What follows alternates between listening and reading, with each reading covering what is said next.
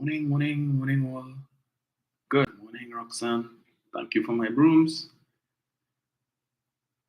Cyril Mayas, good morning. Oria Ghani, morning. Terence Swan, morning to you. Rukmin Kangadin, morning, Rukmin. Jonna Walcott, morning to you. Ruben Rogers, morning. Angela Abraham, morning. Lynette Harris, morning to you. Morning, Arlene Lewis. Denise Bramble, morning. Gerard Pascal Manswell, morning, sir. Carol Boyce, morning. Margaret Thomas, morning to you. Doreen Harry, morning. Ambrose Blanc, morning, sir. How are you going? Deborah Duranti, good morning. Kennedy Joseph, Rena Jennings, morning to you guys. Merle Durant, morning. See you on Facebook. Good morning to Leon Graves. Alison Boyce, morning. Alison, morning, Diane. Natalie F, morning to you as well.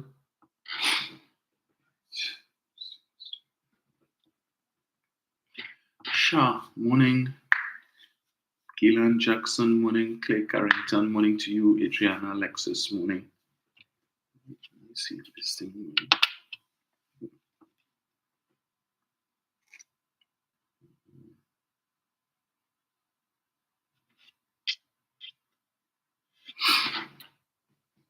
Emmeline Harvey, morning to you. Let's see. So I see this.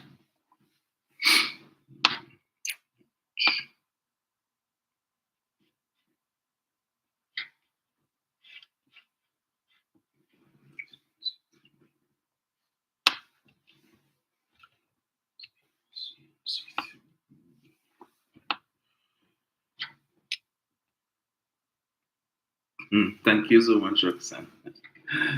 Indeed. My favorite is actually blue. But I love red too, as well. Yeah. Romelius Rogers, morning. J Dimple 66, morning. The Real Raga, morning. Cheryl Seeley, Philomena Collins, morning to you. Alison Rogers Joseph, morning. Joycelyn Smallwhite, Sarah Richards, morning to you. Let me see, who did I miss? Say good morning to Carol Myers. I didn't see Carol jump on yet. Good morning to His Excellency, the President of Pleasantville, Nigel O'Connor, First Lady Mauricia Keegan. Morning to Mother Tuna Puna. 6:39, how time flies. So much to touch on this morning and so little time. Wazid Bakridan, morning to you. Clay Irish, morning. Clay and Ruth Fronton, morning. Right, so let me get into it. There was an article I saw this morning and I thought I saved it. But I didn't, and I should have. I don't know how I didn't do that. So give me 1 sec. Let me see if I could pull this up here.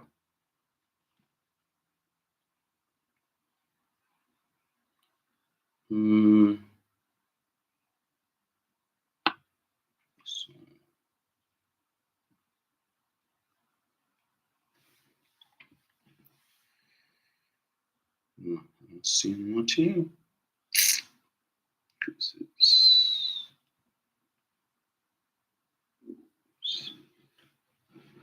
Right, all right. We'll see how that goes.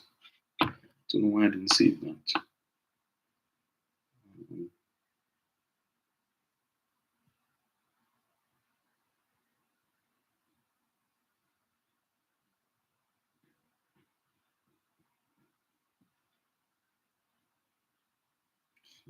Just kidding.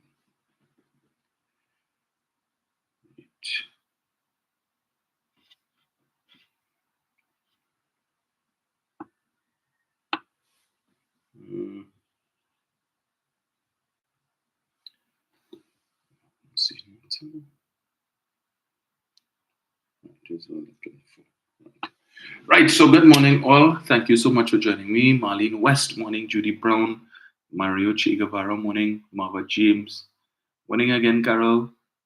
Alicia Almande Rocher. Belated birthday greetings to you, Alicia. I think I missed it, the notification on Facebook, and I only saw it after the fact, but I trust that you had a very enjoyable one. Eden Thomas, Shireen Jack, Joy George, morning to all of you guys. Right, so I started this morning on the other side of the pond, Tobago. Yes, Tobago. And what is happening over there? Let me get this here. So we would recall in the 2021 THA election, the mantra of the PDP was, let we fix this. And Watson Duke was going all over. And then, the political leader and owner, as he calls himself, of that party, was going all over Tobago every day. Every day, we being treated to him doing a live or 2 or 3 or 4, depending on how much time he had, highlighting all the ills that was taking place in Tobago under this worthless PNM, right? And that gave birth to the tagline, let we fix this. Put us into office, give us control of the THA, and we will fix this. Well, they've done anything but fix. And in fact, what you've had is the opposite. And many persons who would have been in the corner, people like Barnes James and others, who would have spoken for the PDP, well, it's no longer the PDP, it's now the TPP. The PDP is now a one-man show, both in Trinidad, both in Tobago and Trinidad, right? So a lot of the people who spoke up for them have now abandoned and are now singing a different tune. They're disappointed with the outcome, what they've seen over the last 2 years, and some is certainly not what they had expected at all when they decided to give the PDP a 14-1 victory. They wanted to get rid of the PNM. But as we always say, the alternative to the PNM is chaos and confusion. And there are many who oppose the PNM who would say differently. So across in Tobago, over the last couple of days or so, we've been seeing on social media a number of posts from persons who are owed monies by the THA, led by the TPP, and Fali Augustine, Chief Secretary. They call him Tobago Saltfish. Seems that saltfish stale right about now. So the Tobago Contractors Association, and the Tobago Chamber yesterday held a press conference calling on the THA to pay contractors. And according to a story by Liz Williams of TV6, some contractors are facing foreclosure. All they're getting is promises from the THA, but no payments. And they're hoping for payments next week because this has a ripple effect. Because if the contractors are not getting paid, then they aren't able to pay their workers. And if they have no money, they cannot do any work, which means it's having a ripple effect in terms of creating unemployment and frustration. Contractors would have taken out loans and the like to treat with certain contracts that they would have gotten, right? But we know there are some Trinidadian contractors who getting paid. But the Tobago people suffering under the party that was supposed to bring deliverance to Tobago, right? So, but not just contractors alone. So I was post yesterday from one Garvey Sandy, who was crowned the Tobago Heritage Calypso Monarch on the 21st of July, 2023, 7 months ago, almost to the day. And she's still waiting on her prize money. So she posted that, I think, yesterday or so on Facebook. Today marks 7 months since I was crowned the Tobago Heritage Calypso Monarch 2023 on July 21st, 2023. 7 months later, I am still waiting on my prize money. I need fact-based updates. Fact-based updates. 7 months later. But the Chief Secretary has money to pay for audit. An audit that has been ongoing for the last 2 years and can't be completed yet. An audit looking for wrongdoing on the part of the previous administration. So they're looking for things to see what Tricky Tracy was doing and what Ansel was doing and who not, and the PNM and all kind of thing. And we keep hearing about this audit and this audit. And when the findings of this audit come out, heads will roll and people will ball and all kind of thing. We say good morning to JB Harper of the TPP. And up to now, Audit can't complete. So if the audit is ongoing, billable hours, the longer the audit takes to complete is the more money you have to find to pay the audit firm, right? But you don't have, let me see, what is the amount of this check this lady holding? $40,000 was the first prize. And they gave her on the night, a big check replica to show well right. But they can't find $40,000 to pay this lady. 7 months now, she has not received her monies. In addition to persons who would have participated in other ways in the Tobago Heritage Festival, they too, I saw a video with some women singing a song that they have not yet gotten their monies. You see this. So it seems that is the order of the day in Tobago now. The THA, remember, Fali was making a big rap more than a year ago that he was upset because the THA was not receiving money from central government in the manner that it was supposed to be, because it was supposed to be getting their money, I think, every quarter or something like that and whatnot. And he came to Trinidad and had discussions with the chief sec, with the Minister of Finance, and that matter was ironed out. So they're getting their money. We haven't done any complaints from them that they ain't getting the money from central government. Tobago Carnival, what was the budget? 13 million or something like that. And you all couldn't find 40,000 to pay this lady her money. 7 months. But they said, let me fix this. Did this situation exist when you had the PNM in power in Tobago? I don't know. You tell me now. Let me fix this. So this is the stress that the people in Tobago going through right now. Right? But we hear him talk, oh, yeah, them 2 seats in Tobago. Right. Poor souls. 40,000. We can't find 40,000 to pay the lady her first prize money 7 months later. But the Secretary for Infrastructure could have found money, more than 40,000 TT, US equivalent, to lease a private jet to bring him home when he went on a conference. Right? To bring he and whoever else was on the private jet with him. They could have found money for that. Last week we heard from not last week, a couple of days ago, I played for you all an excerpt from a live that was done by the Secretary for DOTCAT, the Division of Tourism, Culture, Antiquities, and Transportation, I think, as well. Right? Tashia Boris, speaking from her latest trip to Jamaica, where she went to attend some symposium for ministers of tourism and so on. Right? I've lost count of how many times she's traveled, but anyway, they only have issues when Dr. Rowley travels, but and Fali and them traveling is okay. So they can't find 40,000, but they have money for that. Yeah, so live it up like yourself. But meanwhile, contractors are getting paid, so the workers are getting paid. People have bills to pay. Yeah, but they told you all everything would be rosy. Put them into office, right? Okay, they fix it. All the things that Watson Duke, the problems Watson Duke was highlighting, how much they fix? Any? Where is Watson today? Huh? Where is he? Hiding and only coming out ever so often, peeping behind posts and waiting to jump out to say a few things and then go back into hibernation. Playing turtle. Every now and then he push out his head, and then he going back inside. But who is there to challenge Fali Handy other than Ansel Dennis and Ansel Dennis and Kelvin Morris? But I have to ask, this lady who's begging for her $40,000 first prize that is more than 7 months overdue, is she unwashed and illiterate, to use the term of the secretary?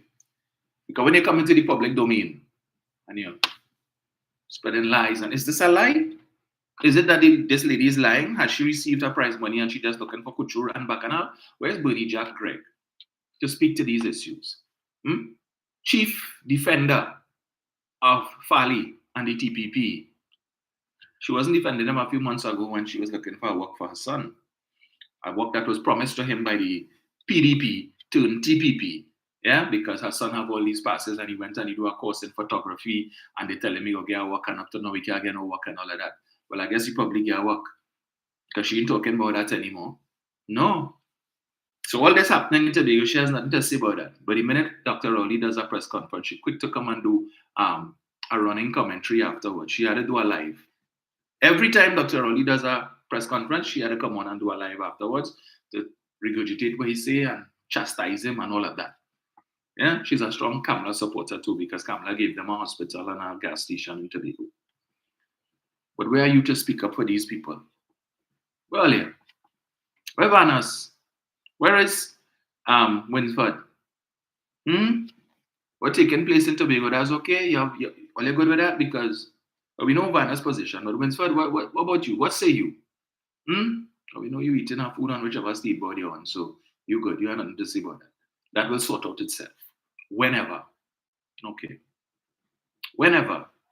But you have the carnival coming up. You have people owed money from Tobago Carnival, Heritage Festival, and a number of other things.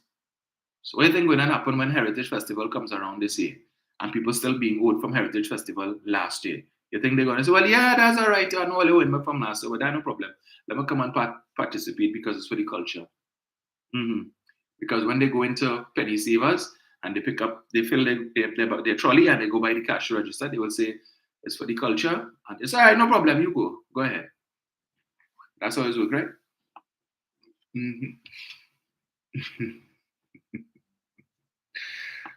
Boy, let me fix this. Fixing. You know what they're fixing.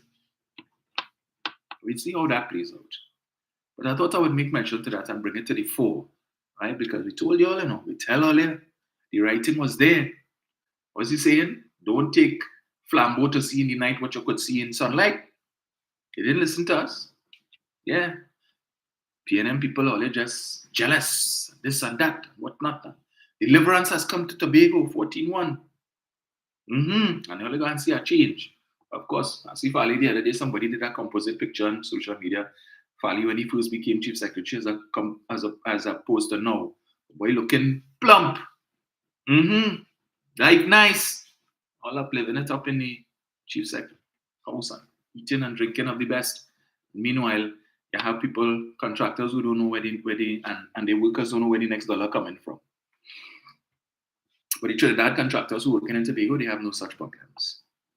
But we will revisit that in more detail on another day. Headline in today's Guardian: Come clean.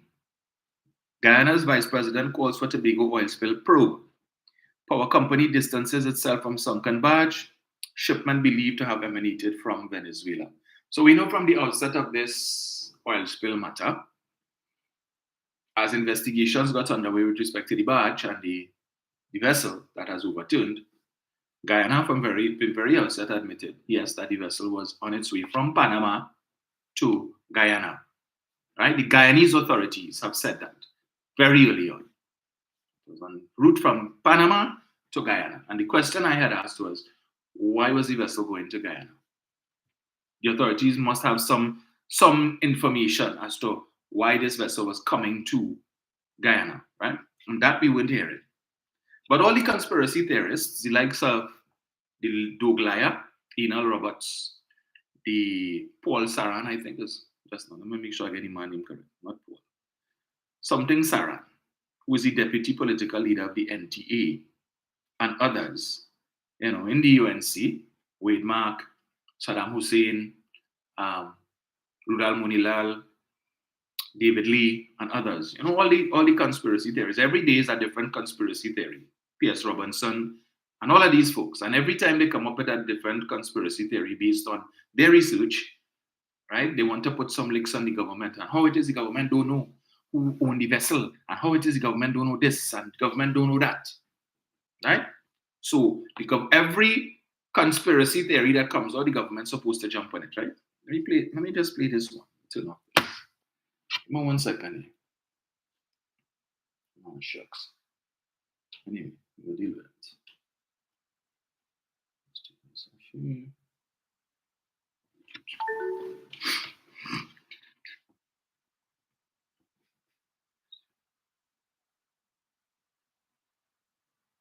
Right. Get this here.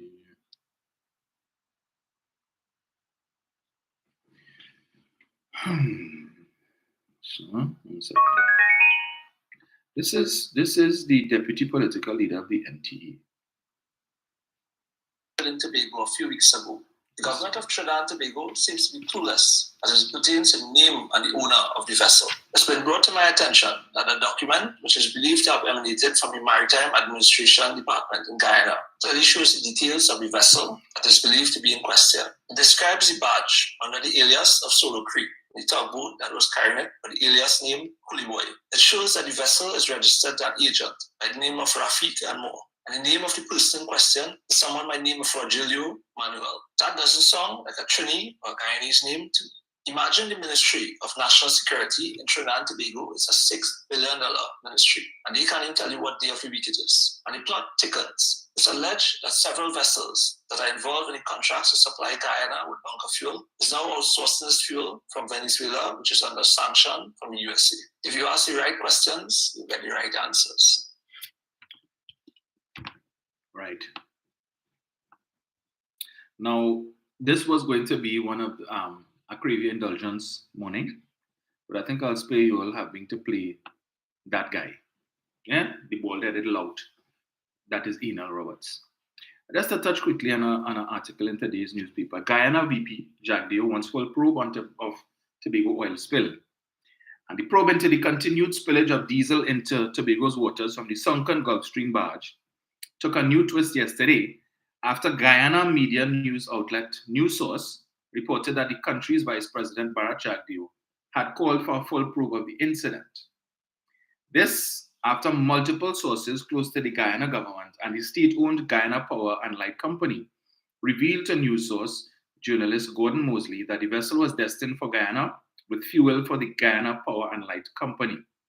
However, GPL last night denied that it had any link to the vessel. A source close to the power company confirmed to News Source that there may have been an arrangement for the fuel to be supplied to the company, but the arrangement may have been shelved.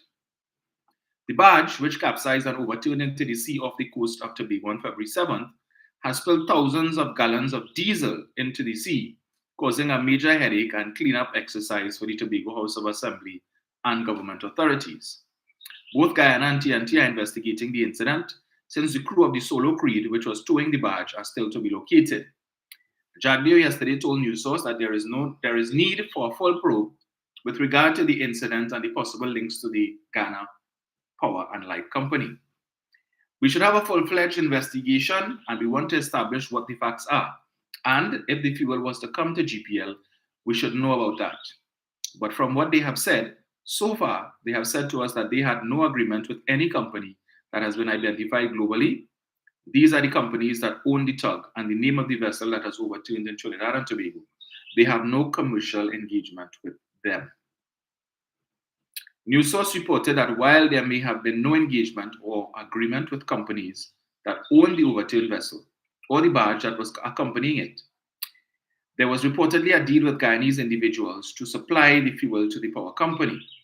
Those individuals, it said, are believed to have contracted the vessel and the barge to ship the fuel to Guyana for sale to GPL.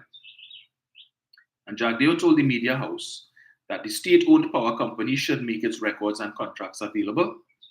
He said GPL should make available to you all of the information. These were publicly tendered, and they should make that available and who won the contracts.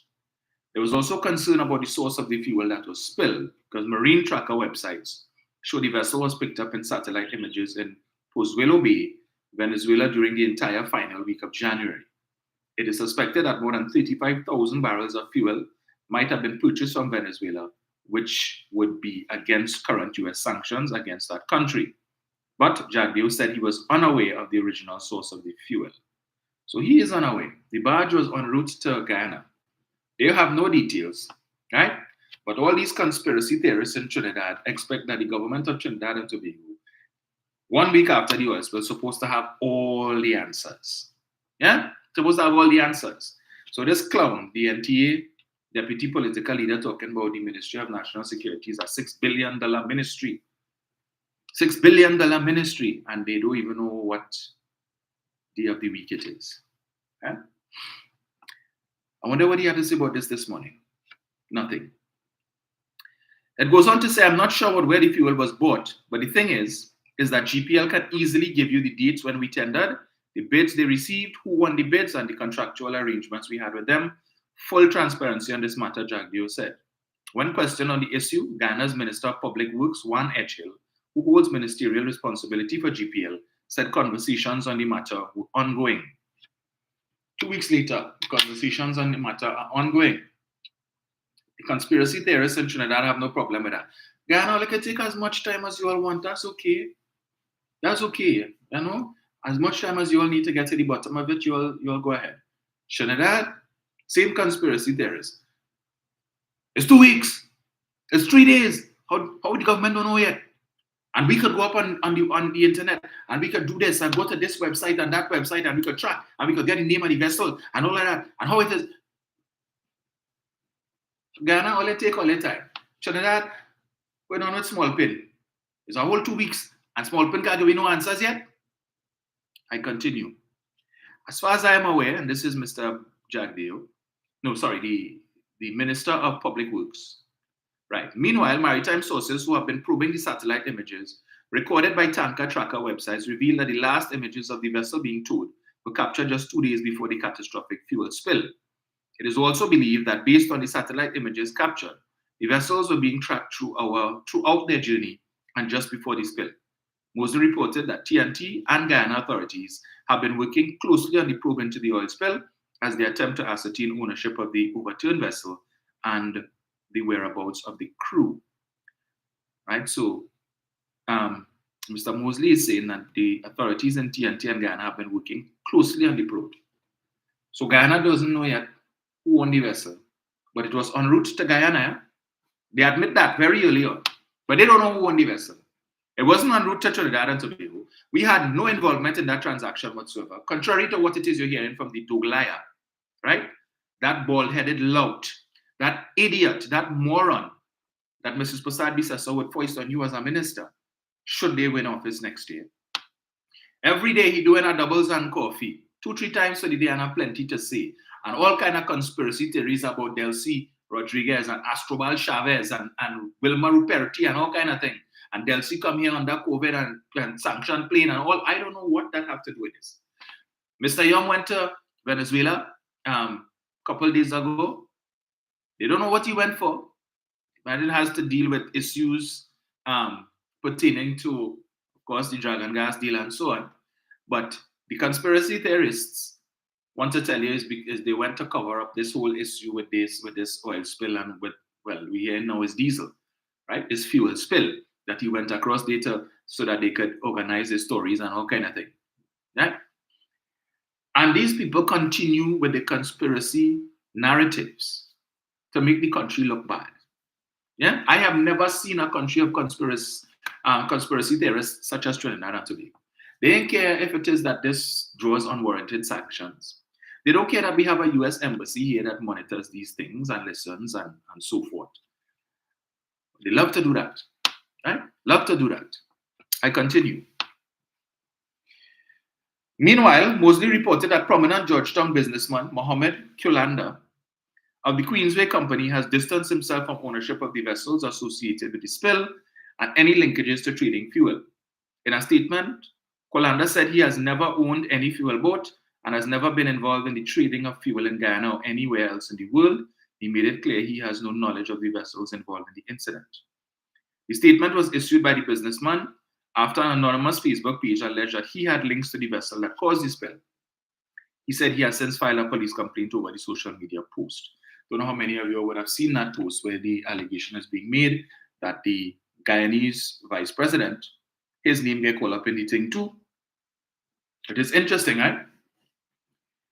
The latest conspiracy theory is that that Bharat Jagdeo was in some link with some businessman. They organized this thing and whatnot. But the conspiracy theorists here are not talking about that. They see all the other conspiracies, every other thing that come up with this website and that website and this tracker and whatnot. They're talking plenty about that. But the latest one that came up, speaking about Mr. Jagdeo and some Guyanese businessman as just mentioned here, you ain't hearing them talk about that. No doubles and coffee to treat with that one. Because why? If that is the case, then it totally dismisses all the rubbish that they have been talking for the last 2 weeks, all the nonsense they have been feeding into the heads of their supporters, who are only too happy to come and regurgitate it. And it's really and demanding and sanction. And okay. Now it's interesting to note, right, that Guyana, though they have oil, remember they don't have an oil refinery as yet. They're still in the early stages of negotiating with some company from, I think, the Dominican Republic and private sector investors to come and build a small refinery in Guyana for now. So they import their fuel, as they've been doing for many, many years, like so many other Caribbean countries. They have to import their fuel from wherever they could get it. So, and of course, we know that you need fuel. Their electricity company would need fuel and so on for their power plant. And so the allegation that is being made here is that probably somebody was trying to purchase cheap fuel from Venezuela to maybe save a few dollars, some racket. But you will not hear the conspiracy theorists in Trinidad talk about that.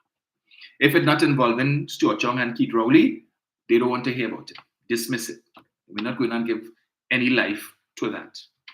Yeah? Because if we do that, then how are we going to continue to jam the government? We need to find a way to implicate the government of Trinidad and Tobago in this matter, because they're desperate. So that's the headline. I will monitor the page today of Enal Roberts, the dog liar.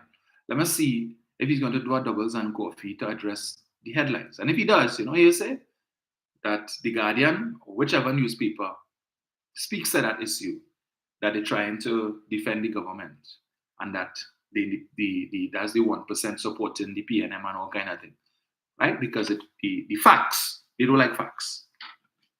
The facts doesn't support the conspiracy narrative that they've been shoving down our throats with respect to this matter. They're not interested in getting to the bottom of this. They're not interested in the truth. They have seen this as a platform to spread propaganda and lies, as they're accustomed doing, because they know they support base needs something. But I commented that just now. They support base needs something. I have something for them this morning. Don't worry.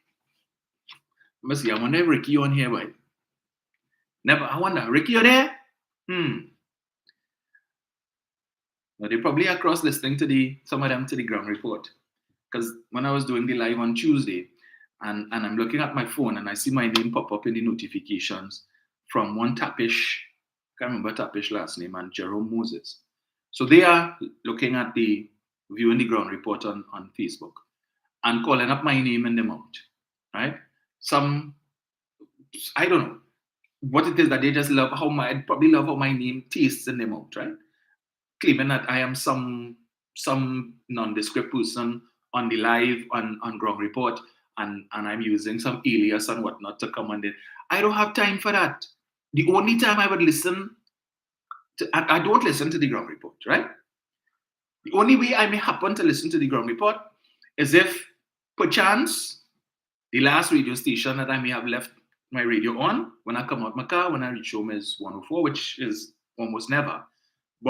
And if I happen to leave home very early and then heading to Port of Spain or wherever I'm going, the station is still on 104.7 or whatever is the radio station, and I happen to hear. But I don't listen to that rubbish. I can't stand to listen to people the likes of Anna Munsami, aka Miss Santa Cruz, and the what is it? He goes by the name of Researcher, and all of these other people who speak on behalf of the UNC, who peddle and regurgitate lies and propaganda. I don't have time for that. So when I see my name popping up in notifications and so on, and I go to investigate what this is about, and these clowns calling up my name in the comment section and underground report, I'm not interested in that. There is any alias that you all see there. Do not involve me. That is not me. I have people saying that I am UNC Cabal and so on. Me, no. All you have it wrong, right? That is not me. So do all your proper research now. It's all kind of thing I get in blame for. All you can't be serious. Let me tell you something. This is the only medium that I use, right? And I need to stress again, for the benefit of some of these people who would see the live afterwards when it is shared. I am not the only person who posts stuff on debunking UNC Lives page. I've said on numerous occasions, we have several admins who from time to time will post things, who from time to time will respond in the comments to certain comments that will be made based on posts that were put up. But because I am the face, everybody assumes that anything that they see posted is from me, or any comment that they see coming from debunking is me. It is not. We have several other admins who respond on the page and who post things. I don't know how else to tell these people this.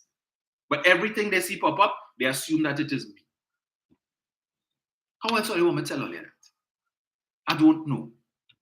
So not every comment that you see, some people may comment positively and they get a response and assume it is me. It is not always, I am not always the personal response.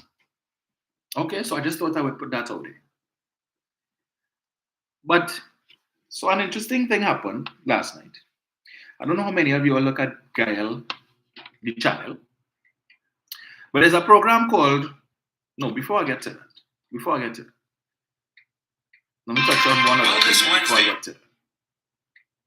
So on Sunday, when I did the live, I spoke about one of the topics that I touched on was the merit list, the DCP merit list that was debated in Parliament. I think it was last week, Tuesday or Friday. I believe it may have been Friday, where one of the three names that was submitted to be appointed Deputy Commissioner of Police was rejected by the government, one Mr. Lucas.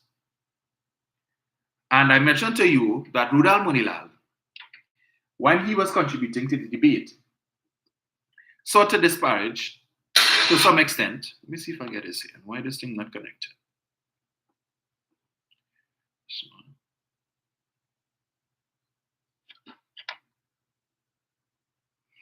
Right, and it says it was Friday. Thank you so much, Annette. Let's see if I get this here. Right, so I mentioned to you all, Rudal Munilal contributed to the debate on behalf of the UNC. And the process is just no. Let me get to him here. Where is it? Where is it?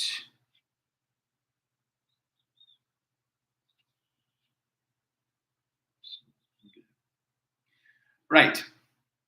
So I was saying to you that the process, names come to the Parliament, the government would support whoever, somebody on the government side, so the Minister of National Security, read out the resume of the individual and so on. Somebody from the opposition speak, and then they take their vote on the nominee. So, yes.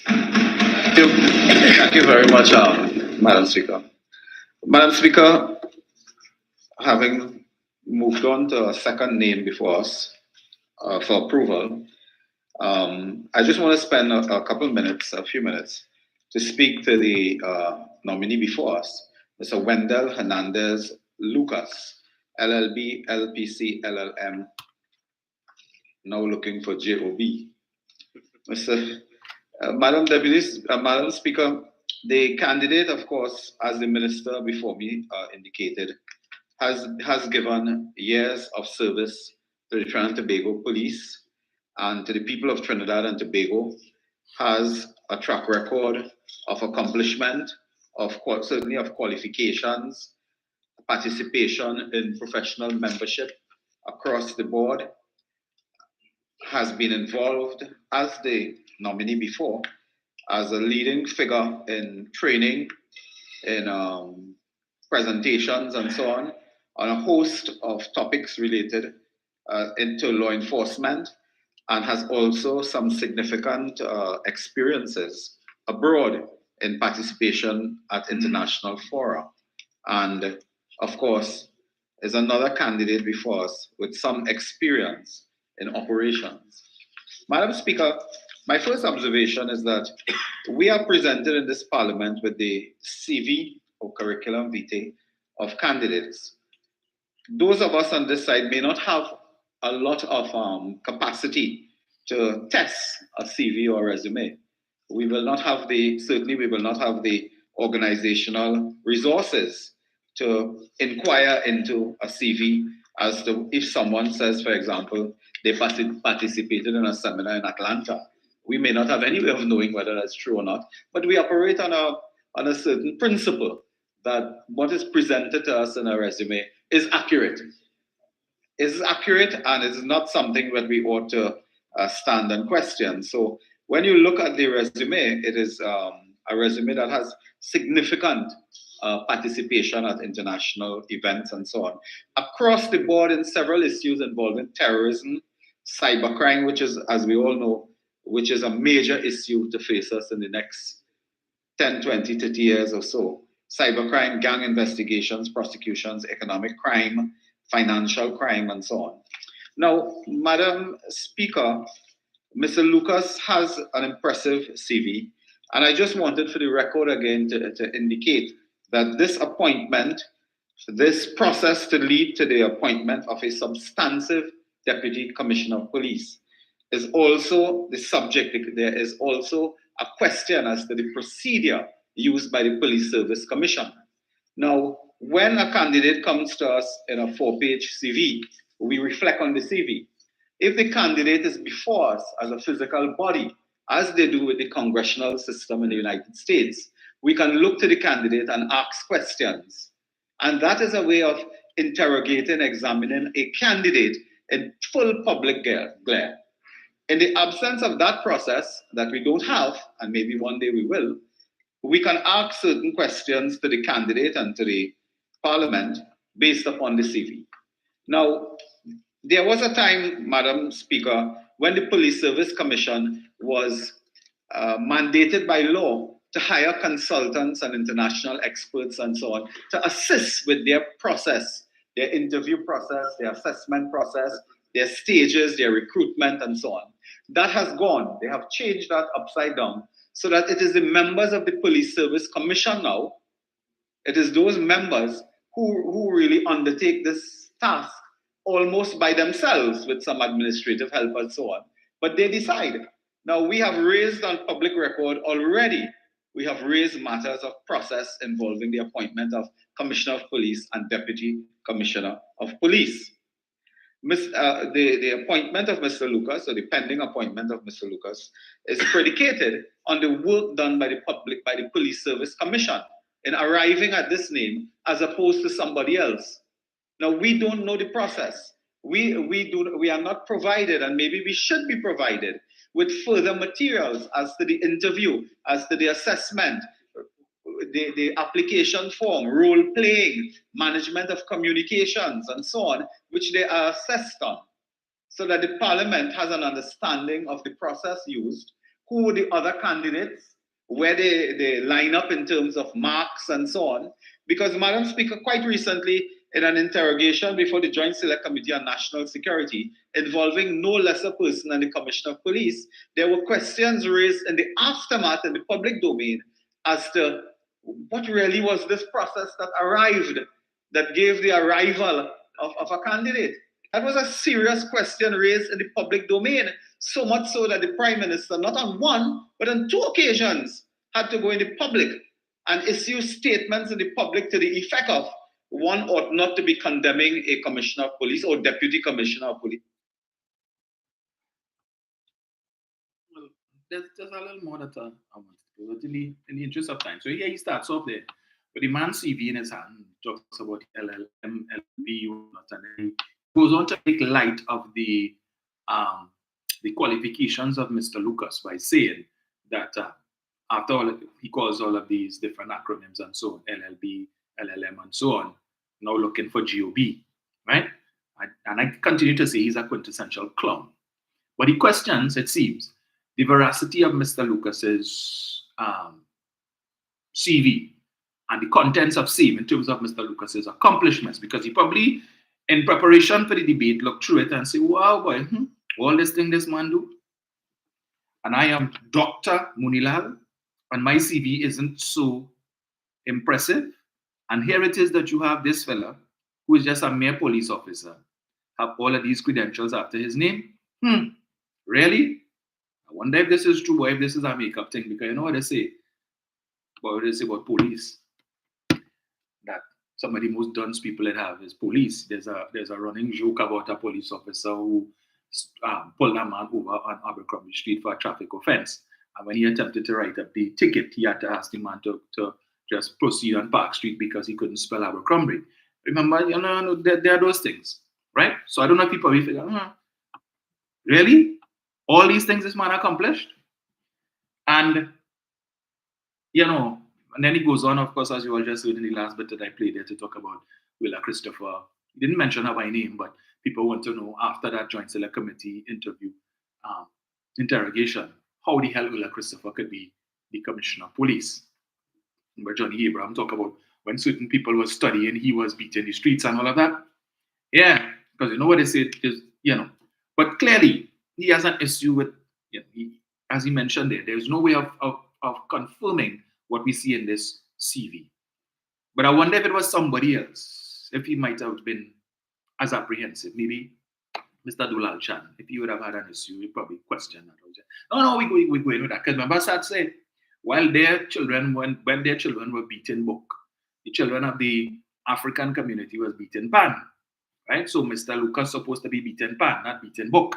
So he has, some concerns, reservations about the veracity of Mr. Lucas's credentials, right? Certainly more decorated than his. But he went on, and this is the issue that I have with Moila. But anyway, so later on in this clip, he makes mention that when, in preparation for the debate, the UNC did their due diligence, their investigations, and so on into all three persons on the merit list, because they wanted to make sure that these folks are solid.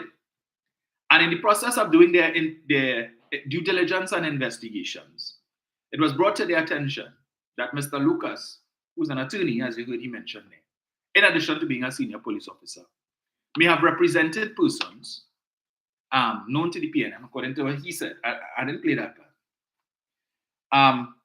Who were charged for certain criminal matters of a financial nature. And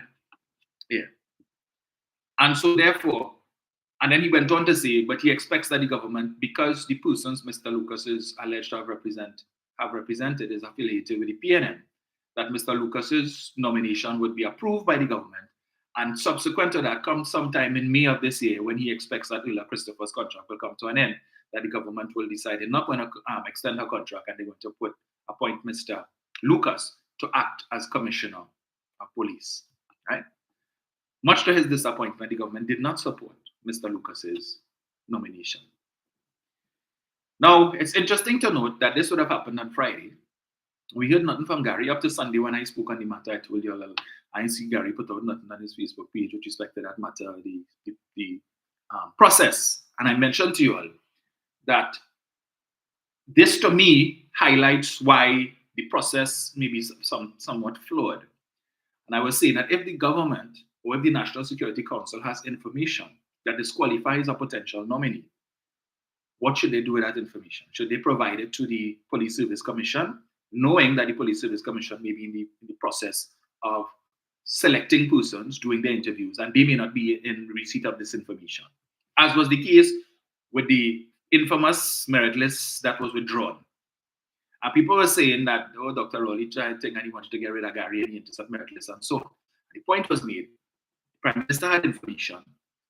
And we don't know if the information was on Gary Griffith or any of the other nominees, but it was presented afterwards, after the fact, to the Police Service Commission, and they withdrew the list because they no longer had confidence in maybe one or more of the nominees on the list. And I kept asking, where does due diligence end? So we know the bacchanal and furor that caused. So it seems this time the government said, well, you know what, we get some information to whoever it is, but we're not going to interfere in the process. Let the Police Service Commission do what it is they had to do. Let them prepare the merit list, send it to the president, let the president send it to the parliament, and when it comes here, the name will be debated, and we will simply not support it. And whatever embarrassment attends that process for the person whose name is rejected, so be it.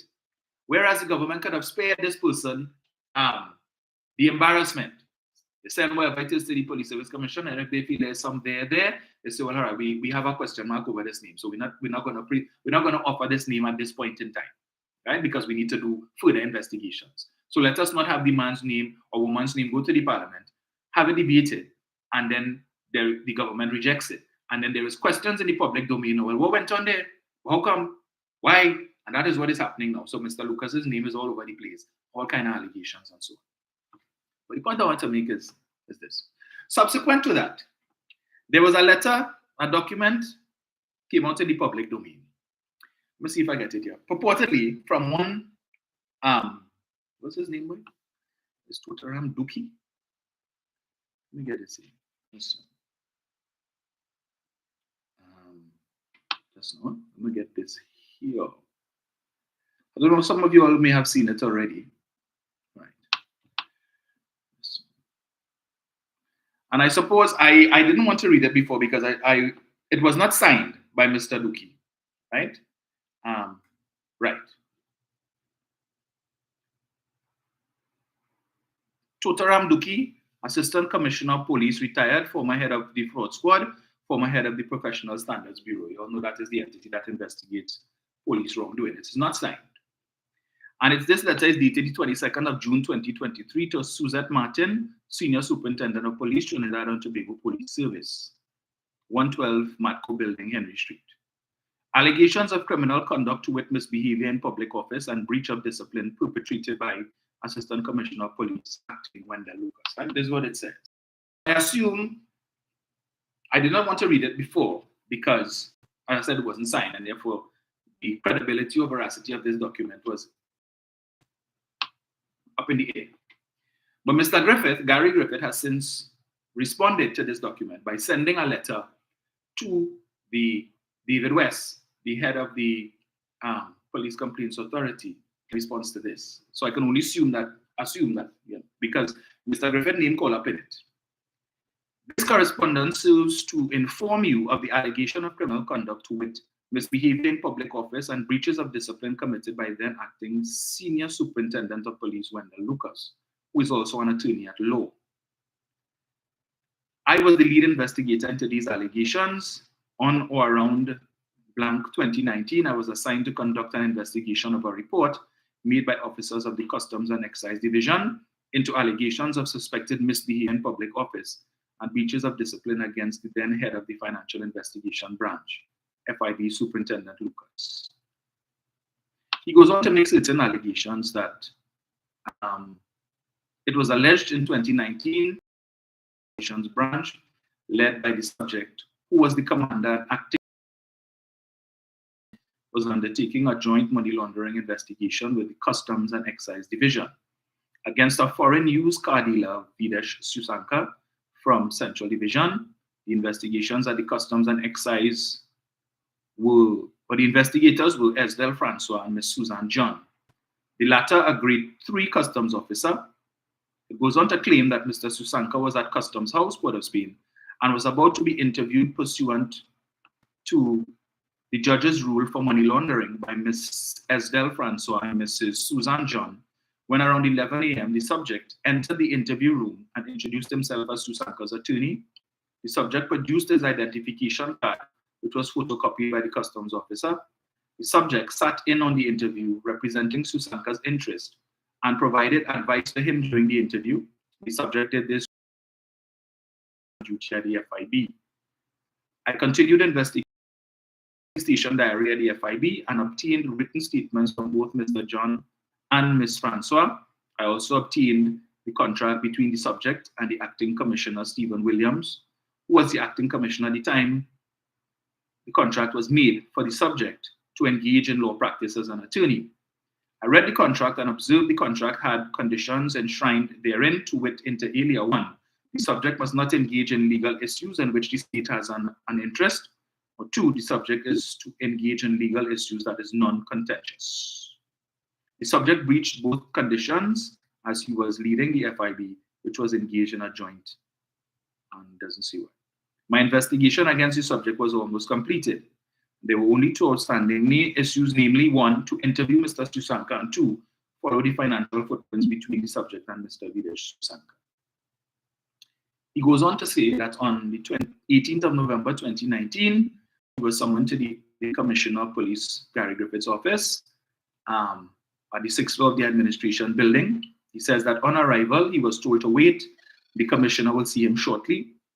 He said, I waited for approximately half hour. I was standing outside the door entrance of the commissioner's office, when to my surprise, the subject came out of the commissioner's office and both of our eyes met. The subject looked at me smiling and walked away. When I entered Commissioner Gary Griffith's office, he gave me instructions to hand over the subject's investigative file. I conformed to this instruction, after which nothing was ever heard about the investigation. In fact, the subject was rewarded, elevated, and further his vacation leave was bought out.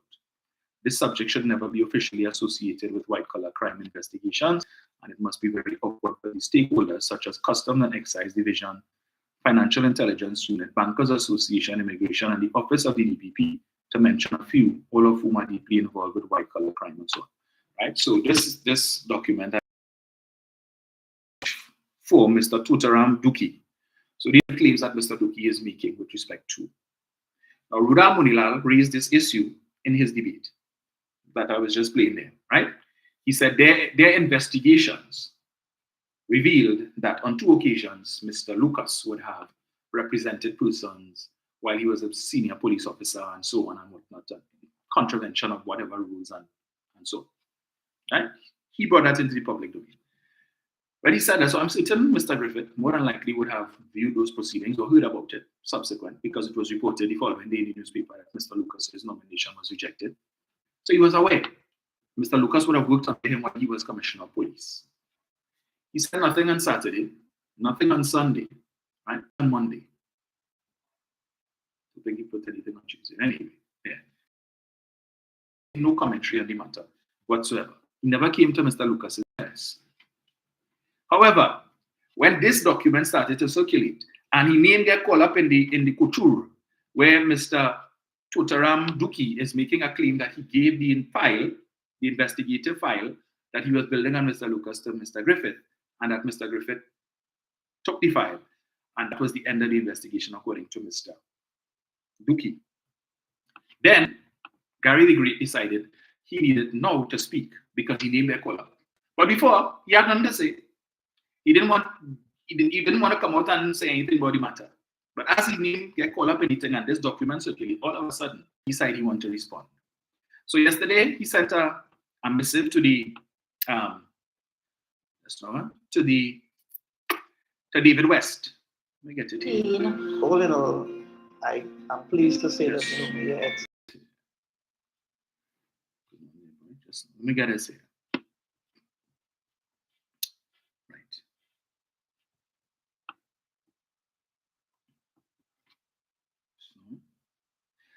Right. Entitled Revealing the Real Tutaram Duki. To the public, please that the correspondence attached below that was submitted to the Police Complaints Authority, the Professional Standards Bureau, and the Police Service Commission surrounding the misleading statements made by Tutaram Duki in June last year to the PSB. So he's referencing that document that I just read for you there, where Mr. Duki claimed that he was investigating Mr. Lucas. This is what Gary says. As I've stated, I was forced to reassign this individual and transfer investigations under his charge to other senior officers. Let me read what he put to Mr. David West. Right.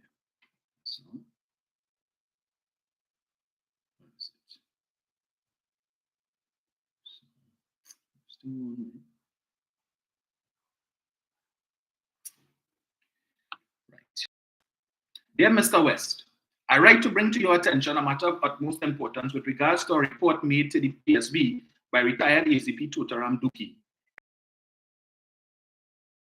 There being a deliberate attempt to prevent being conducted and completed. See document attached.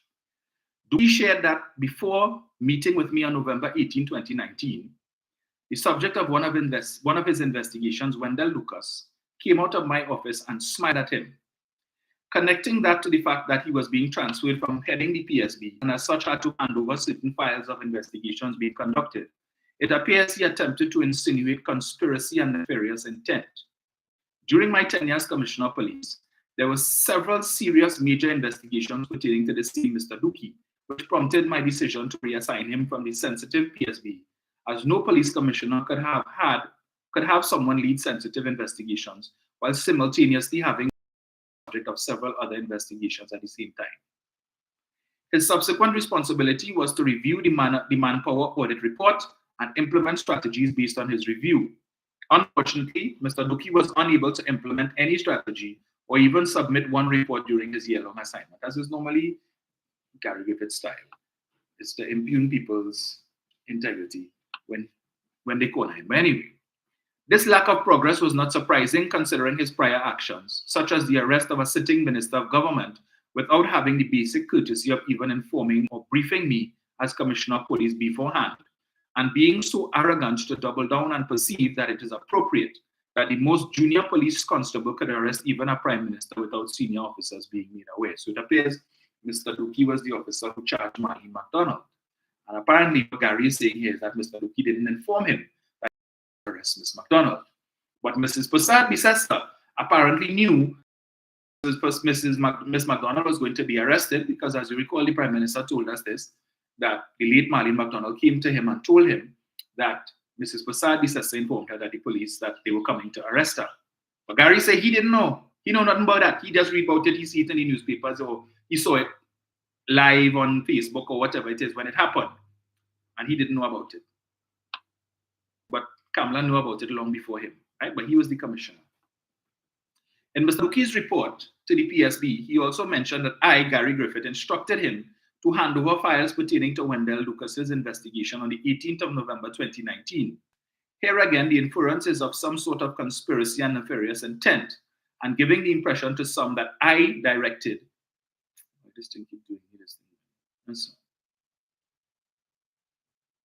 yeah, nice. Yes, that I directed that the file be handed over to me directly. Contrary to his claim, however, I have attached a screenshot of a WhatsApp conversation between myself and the head of the administrative department of the Office of the Commissioner of Police. The conversation clearly shows Mr. Duki confirming that on the 20th of November 2019, 2 days after he claimed that he was directed to hand over the file, he will be meeting with DCPs and ACPs to hand over other relevant files that would have been under his purview as the leading investigator, one of which was the investigation pertaining to Wendell Lucas. To reiterate, Duki was under investigation for very serious matters, and it was felt he shouldn't be investigating ministers, MPs, DCPs, and other senior officers, hence his transfer from the Professional Standards Bureau. Subsequently, at 5:07 p.m. on the same 20th of November 2019, a forwarded message from Mr. Duki confirmed that he, Duki, had handed over the files to the DCPs and ACPs, which means that he could never have given me the files on the 18th, 2 days prior. So Duki's statement to the PSB in 2023 is misleading, as at no time did he hand over the files to me as it pertained to Duki's one-man investigation on Mr. Lucas. His statement, however, could have led some to believe that this was a matter that was covered up, but the truth is no cover-up took place and the matter was thoroughly investigated since 2019 by a qualified senior officer who was not under any investigation and obviously nothing was discovered. This is why the Police Service Commission did not debar Lucas from applying for the post of DCP, and why they in fact placed him number 1 on the merit list for DCP.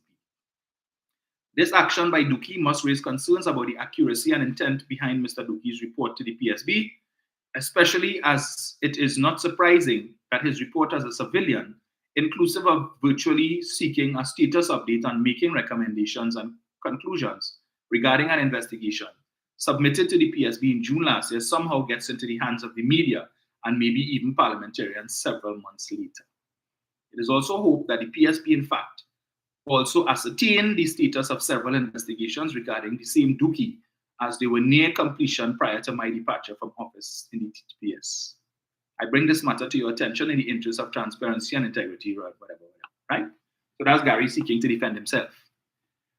But my question is, so if it is this document purportedly from Mr. Duki didn't start circulating in the public domain, were you going to come out and say what you said here, that an investigation was completed into Mr. Lucas and there was nothing found and that he was exonerated of the claims made by Mr. Duki? The same claims that Rudal Munilal made in the parliament to disparage the man's name. Now, Munilal said they did their due diligence and investigations, right? Because they want to make sure that everything above board with these nominees. And as part of the investigations, they came across this information that Mr. Lucas may have on 2 occasions represented persons affiliated with the PNM in financial crimes while he was a senior police officer and head of whatever, right? I want to ask Munilal something. As part of your due diligence and your investigation, because you wanted to get to the truth, I would think that if you genuinely cared about the truth, you would have picked up the phone and call Gary, who is all your partner, or was all your partner, and say, hey, what now, Gary? We debating this matter in the parliament on Friday with respect to the 3 DCPs, the merit list. And these are the 3 names. And we're trying to find out if they're solid. Because if it is we win the election next year, we know you will back that commissioner work real bad. And these persons would be your DCPs. Tell me something now. These 3 names, we know about them. They good? We know about them. We hear something about Lucas. But this is alleged to have happened while you were the commissioner of police. You know anything about it? We hear that he represented 2 persons and whatnot and breach and so on and was under investigation. You know anything about that, sir? That's true. What was the outcome of that? Because he is telling you here, Gary, in what I just read, he appointed somebody else to investigate the matter, and Mr. Lucas was cleared. But in the aftermath, the early aftermath of Munilal on Friday, Gary ain't saying nothing Friday, Saturday, Sunday, Monday, and he was content to hush him out until this document came out and he didn't get called up in the bacchanal. And then he decided to come and say, well, you know what, there was that. Right, and Lucas, okay. So for the whole weekend, Mr. Lucas' name was being tarnished all over the place. He didn't care about that. To hell with that. That's not my business. Right? But he wanted to be the next prime minister or the next commissioner of police. So Munilal didn't call you to ask, well, what about this investigation? Because they're doing proper due diligence and investigation, right? They want to make sure every nominee is above board. I want to ask Munilal, did you do that? Did you call Gary Griffith to ask him his opinion on these 3 nominees? Did you ask him about this investigation into Lucas and if he knew anything about it and what could he share? Now, if Gary is saying that he didn't know Marlene McDonald was going to be arrested, right, and it just happened that Totaram Duki made that decision on his own because he was lead investigator, it begs the question, was it Mr. Duki that told Mrs. Prasad-Bissessar that Miss McDonald was going to be arrested? I just asking, because if the commissioner didn't know, and the deputy commissioners didn't know, and the only person who knew was Mr. Duki and probably the few investigators who he had with him, if he had any, right? And it wasn't on the same day. According to Marlene McDonald, it was days before she was told that she was going to be arrested. I just asked him, was it Mr. Duki was the one who told Mrs. Prasad-Bissessar that they were going to arrest Miss McDonald? But we know that matter went nowhere because Miss McDonald decided that she would not cooperate with the police because she and Kamala was good and she didn't want to take the matter any further and she refused to give any information to the police. And as such, the police said they can't proceed with the investigation as to whether or not Mrs. Prasad-Bissessar may have had a case to answer with respect to tipping off. And that matter died a natural death, unfortunately. Otherwise, if Miss McDonald had cooperated and told the police what she told Dr. Rowley, what Dr. Rowley said she told him, Mrs. Prasad-Bissessar would have had a case to answer before the court today. Right? She would have sampled or tasted the silver bracelets. But she gave away. But I just ask it. And see, these are the people offering themselves for service in this country, right? Okay. So it seems Mr. Griffith is hot and bothered under the collar because an allegation was made that he attempted or may have covered up an investigation, a sensitive investigation. So who lying? Gary lying or Totaram lying? I don't know. I don't really know either one of them. But clearly somebody lying because it's 2 divergent stories. Because Totaram saying, Gary tell me, give him the file, and I give him the file. I see no reason why he would have reason to lie on Gary. But anyway. I think allegations were also made by Mr. Duki with respect to that incident that happened in the Karanaj police station, where the gentleman claimed, an original claim was made that Gary Griffith rough him up and pull a gun on him and all kind of thing. And then subsequent to that, the claim was retracted and the gentleman was subsequently killed. Just saying. But I think Mr. Griffith made mention of that as well. Let me see if I can find it here for you. I want to do that. Let me just get this here quickly. In the interest of time, I have one more thing I wanted to touch on. Right. So this is the statement that Gary Griffith put out yesterday on his Facebook page for the members of the public. He said, I stated I was forced to reassign this individual, that's Totaram Duki, and transfer investigations under his charge to other senior officers because he was the subject of several pending investigations. Some of the transferred investigations included that of a government minister, an MP, and several senior police officers. He didn't say who the MP is. With regards to Cecil Skeet and allegations made against me, Cecil Skeet, I believe, was a gentleman from Karanaj. Dookie should know that Skeet's affidavit that none of the allegations made against me by those rogue officers were true. So, and at no time did I commit any act against him. Skeet also swore an affidavit that senior officers and other persons, including certain in the media, had contacted him to be a part of a conspiracy, hoping that he would lie to frame me. So it seems everybody wants to frame Gary.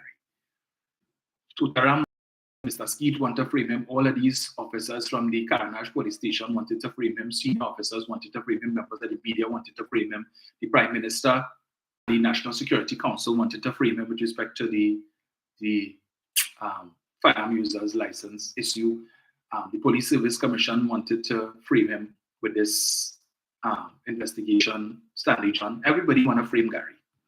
The report submitted below and the WhatsApp picture attached confirmed that at no time was any file handed directly to me, and in fact it was handed over to officers not being the subject of serious police investigation. So he needs to keep doubling down and reiterating that Mr. Tutaram Dookie was the subject of police investigations. He himself, being the head of the Professional Standards Bureau, the head of the Financial Intelligence Unit, and all of that, was the subject of police investigation. So therefore, anything he said is taken as true because he was subject of police investigation. So believe me, he have an axe to grind because I transferred him, right? And that's why he lying. I don't know. But anyway, I leave that to you all.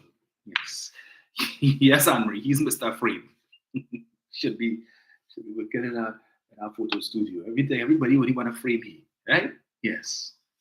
Anyway, in the interest of time, we'll probably deal with that in a little more detail later on. But there's one more thing I want to treat with respect to Mr. Griffith. So it appears that the accommodation or the alliance, however it is they call it, is dead. Yes? So this whole thing about the UNC and the NTA contesting the next general election together on the same platform, a repeat of 2010, appears to be dead in the water, right? So the NTA put this out yesterday. Join the National Transformation Alliance on our journey to government. In our drive to transform Trinidad and Tobago, the NTA is pleased to announce that we are seeking candidates for all 41 seats in the upcoming general election. We also invite individuals to join on any of the 41 campaign teams. We intend to have the best team possible, and we invite all patriots with or without political experience to join us on the journey to transformation. We will also continue to meet with other political parties to assist in uniting Trinidad and Tobago. In March, we will start announcing candidates for certain seats, so please send us your full name, contact numbers, and voting address in the email address. The email address, NTA. So they plan to start announcing candidates for the next general election in March without consulting the UNC, right? Because if they're going into an accommodation with the UNC, let us sit down and decide who contesting with seats as they did for the local election, right? But he is calling, they want 41 candidates. 41. He says they're putting up 41 candidates, which means this is 41 candidates who will be challenging the UNC candidates in the same constituencies. So it is apparent the accommodation didn't last long. Was he saying it didn't last as long as the Red House fire? And we were telling you all that. That was an accommodation of convenience because the UNC realized, they thought that with Gary Great on the side, along with Jacques Back and Ansel Roger and the OWU, that they were going to lick up the PNM in the local government election. Remember they were singing that song? The PNM dead, call election, call election. Ole only stalling. Why it is Ole wants to call the local election because Ole know Ole cocktail book. Right. You bring on Gary the Great, Jacques Back, Ansel Roger and the OWU, and still don't get Ole back. Right now the PNM have more seats in local government districts than the UNC. Right? They get less votes in 2023 than they got in 2019. We're talking about the UNC is ascending. According to Jillian John, the party is on an ascendancy because under them less is more. So even with Gary, they did better in 2019 in terms of the amount of votes they got that in 2023 without Gary. 2023 they had Gary because everybody loved Gary and loved Gary. and it didn't help them. So they realized Gary is making sense. So if they couldn't make with Gary and with Jack is back and Ansel, but they're telling you, yes, we will win the next election. We will win handsomely. Okay. Well, if that NTA notice wasn't sufficient, and you're not convinced that the alliance or the accommodation is dead, let me give you something even better. Listen to Gary Griffith last night on a program called The Observer, hosted by Mikey K, one of the hosts of the Underground Report. Mikey K is solid UNC, but he wasn't prepared for that last night with Gary and the answers that he got. The boy was fumbling, thinking, uncomfortable, all how he tried to tie up Gary like a market crab.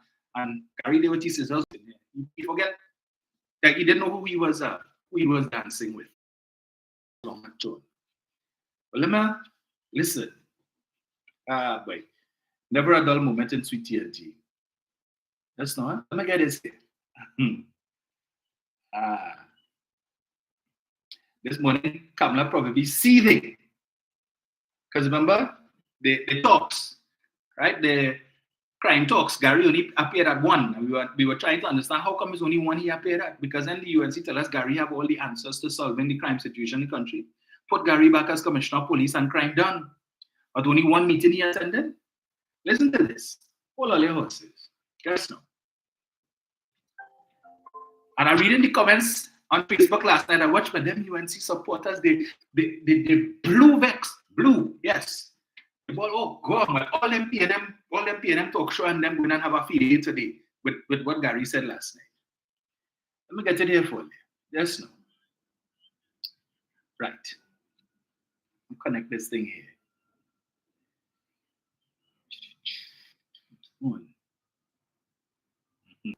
I feel I will share the whole thing on the debunking page so I could take it in.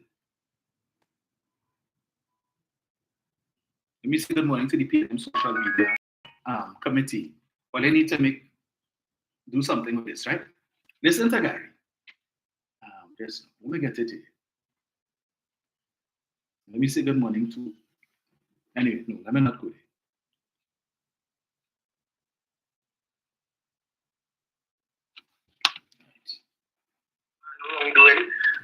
Yes, no, hold on. Hold your horses. Wheel and come again. There are many people where their heart, of course, in the interest of Trinidad and Tobago is definitely in the right place, and sometimes they are sidelined. So it brings me to this point, and listening to what you're saying, what are some of the things the NTA is not going to compromise on this journey of transformation? Well, one definitely, and I think that has been the biggest problem between us and the UNC at this time.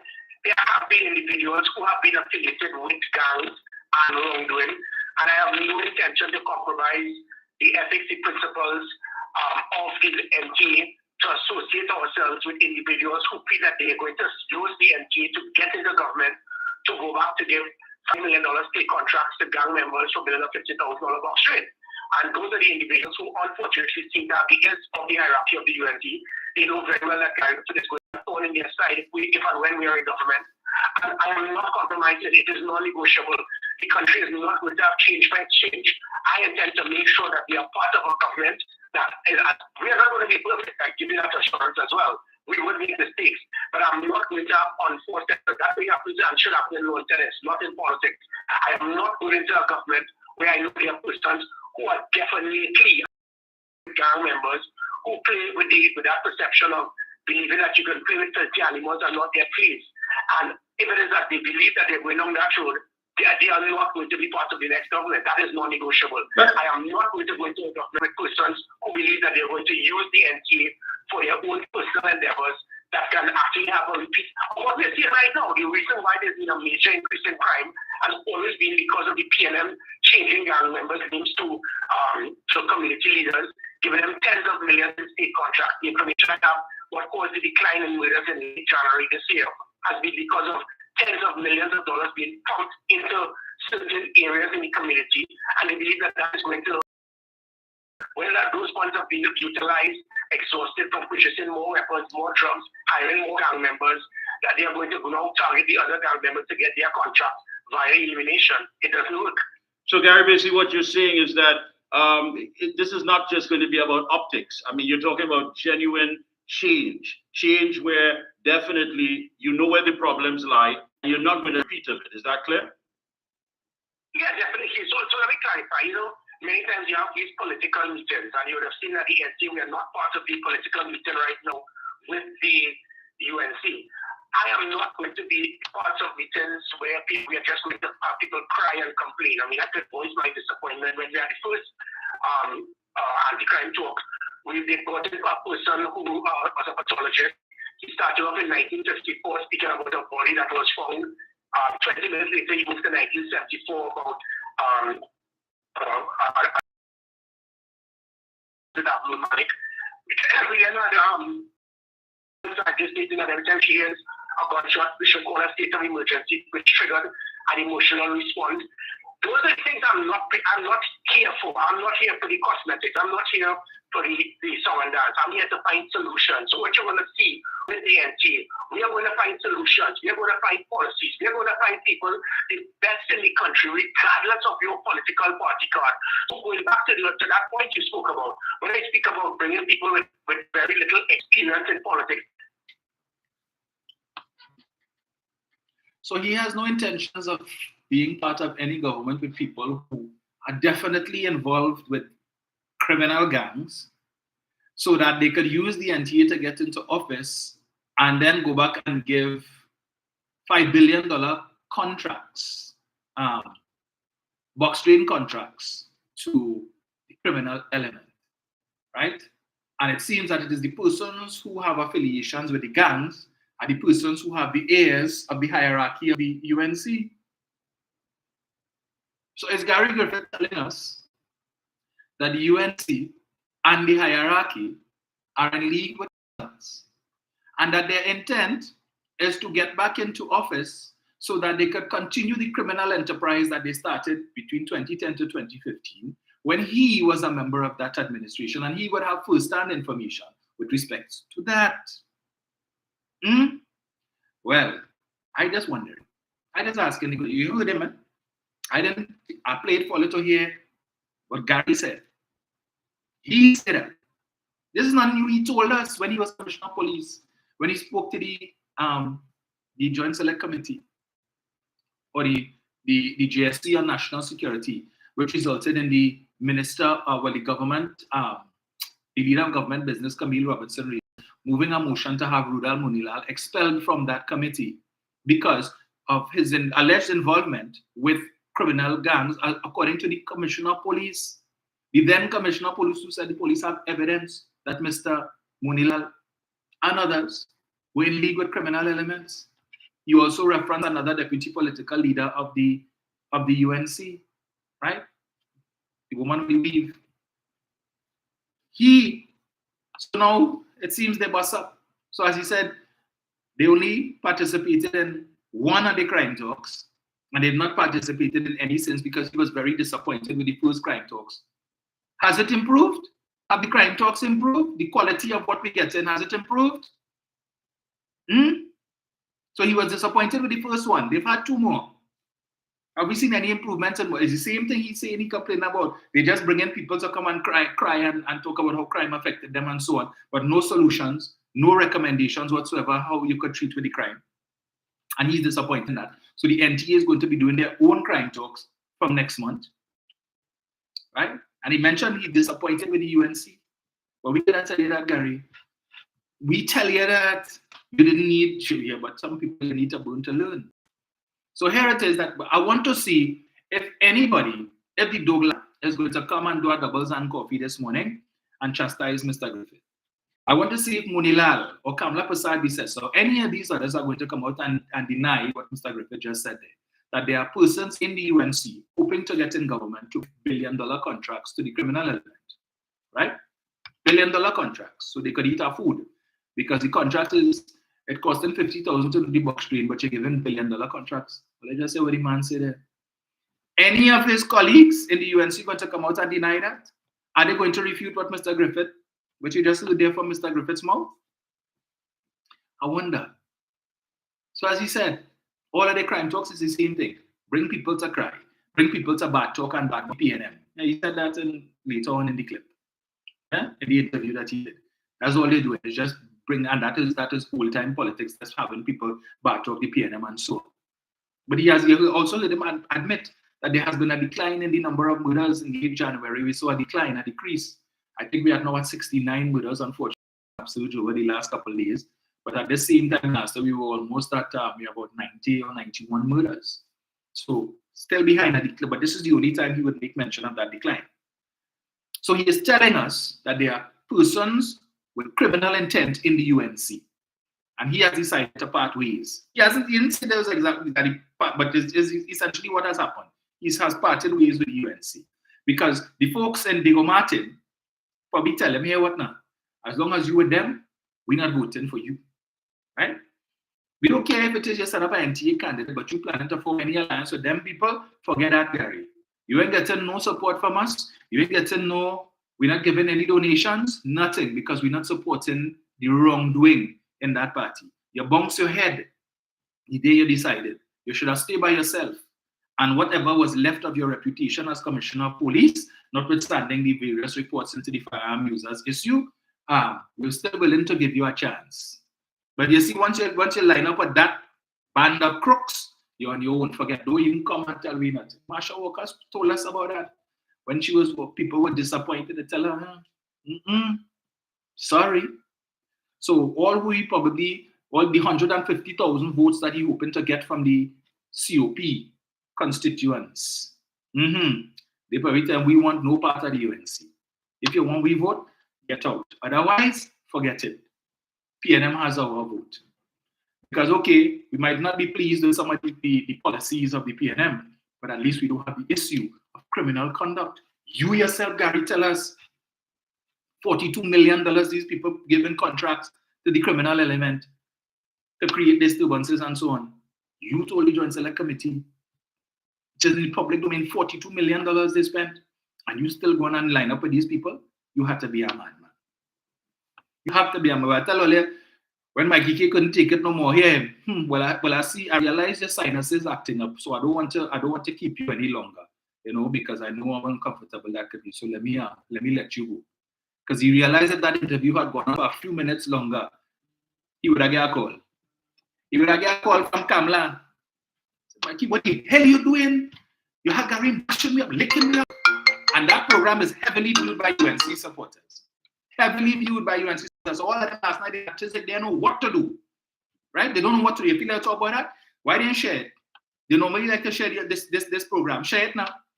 Let the people hear what Gary said last night about criminal elements in the UNC, and he don't want no part of that. And he's not going to align himself with persons who only intent is to get back in government to thief, to give money to the criminal element so that they could get kickbacks. He just tell all of that. He, Gary Griffith.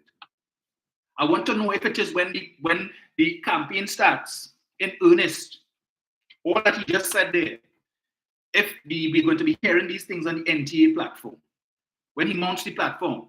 Because if it is you're going it alone, it means you want to form government. So you have to speak about the alternatives, the UNC and the PNM.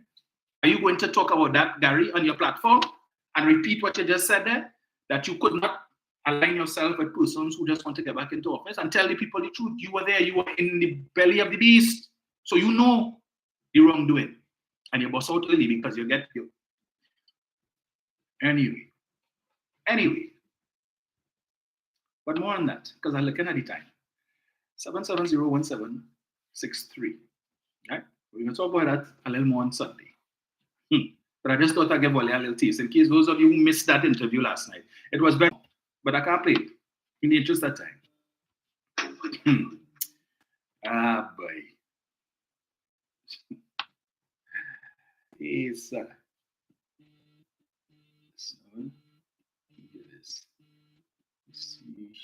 Yeah, what's going on here? Just get this thing. Hello, good morning. Yes, good morning, Mr. Roman. Good morning, sir. Are you hearing me? Loud and clear. Okay.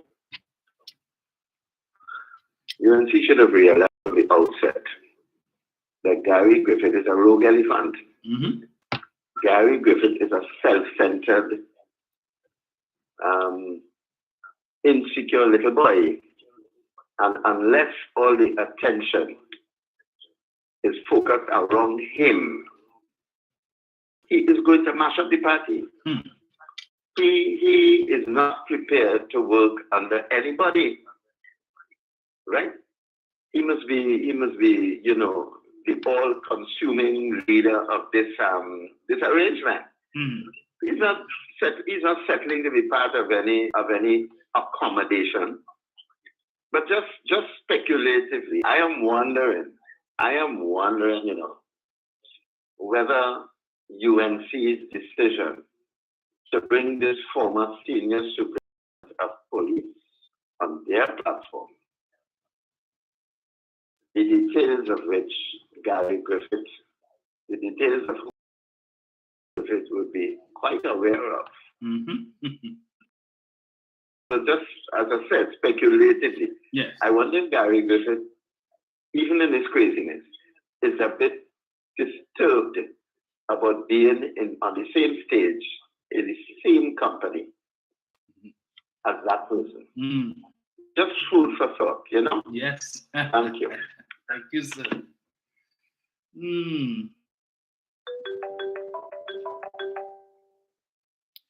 Jenny, morning. Hi, morning, love. Morning. Morning to all those after study. What am I saying? Make my opinion the king's problem with immigration. You can he does not want to share spotlight with nobody.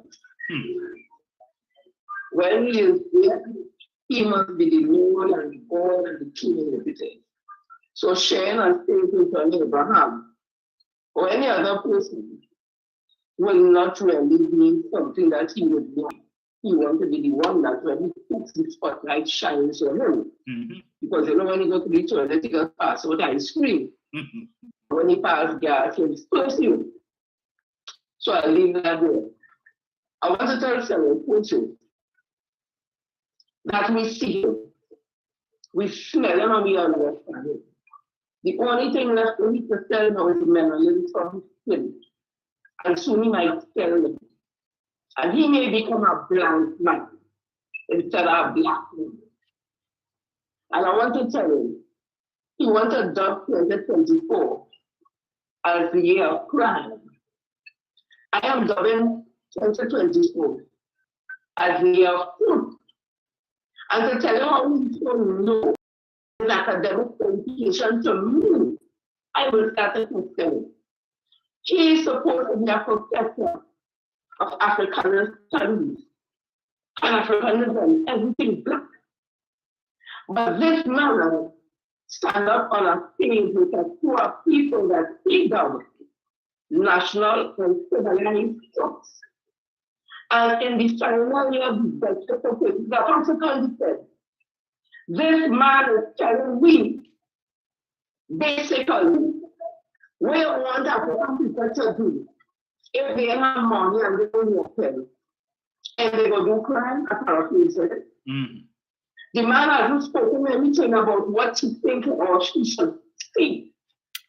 That the government do for African people in the last year of this African people declared by the UN, a professor of African studies, but he governed this country 2024 of the year crime. So I can't keep on telling Portland then. He's a sellout and he's trying to the man sat down there and Sakura said, rest in peace. I despise you because you're a man who organization to African people and you people are found. And Salonko just went and put the forward in a book that Sakura tried. And still went to a funeral with Sakura. After Sakura had been listening, insult him. And says Sakura is like Martin Luther King. Not Mahatma Gandhi. So self-imposed likes and things that he can't speak to me. He ain't no leader. And I leave that here. Mr. Glenn Larry, the owner of Kaiser News in Guyana, would have spoken during terms about Dr. King Christopher Rowley and Mr. Stuart Young, U.S. Energy. Not because he's appealing them, because that man has been fighting for Guyana to get all the benefits they could get from all the oil they have found. From ExxonMobil, who's the one who has been there since about 1999, drilling for oil. And all he wants, based on things that he is for contract to be made in the interest of Guyana people that they could get what they have to get and to make sense all this project. I've always said that man saying that. Last night he would have mentioned when he heard the Minister of Energy, Mr. Stuart Young, stood up in those energy conferences that was happening in Guyana just like recently. And Mr. Stuart Young said in basically begging the authorities in Guyana, listen, if all they want to do in writing and getting the contract done, Trinidad will help all the country. Because Trinidad has been able to negotiate gas contracts where Kamala Prasad sector would have left the oil giants and the oil utility and said, well, don't pay nothing. You're going to give me something in 2024. That was back to about 2013, 14, 15. And Dr. King Peters was in a civil office with Minister Young. At the time, he was Minister Tan, was a soul. And went back up to the Roman on giants in Hague, Texas, and all over, and renegotiated contract for this country. Well, Minister Stuart was able to say that in 2019, based on the corporate taxes that get back from those being negotiated, in the interest of the previous level to be up to $6 billion of the continue to benefit. Mr. Glenn is saying, listen to this man, this minister from Trinidad, Stuart Young, and the authorities, and in the interest of the people who want to do. And he went on to play Dr. Rowley saying, contracts are not made in stone. And when circumstances change, contracts change. He also claimed that Dr. Rowley said, all them oil companies and all them oil giants have their shareholders. You know what the shareholders? And he, Dr. Rowley, he will make sure that the shareholders will be citizens of Trinidad and Tobago benefit from any deal that is made in the oil company, that money that get back into the shareholders who are identified as the citizens of Trinidad and Tobago. I'm going to tell you, I said, this is the leader.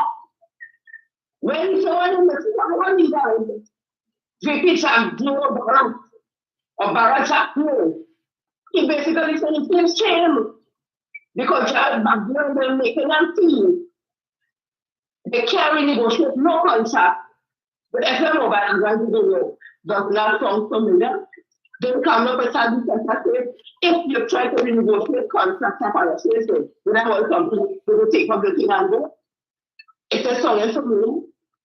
So I'm saying all this to say, while the UNC, ground report, track report, under report, this report, and the supporters of the UNC, and Ina Roberts, talking and listening about Dr. Peter around me.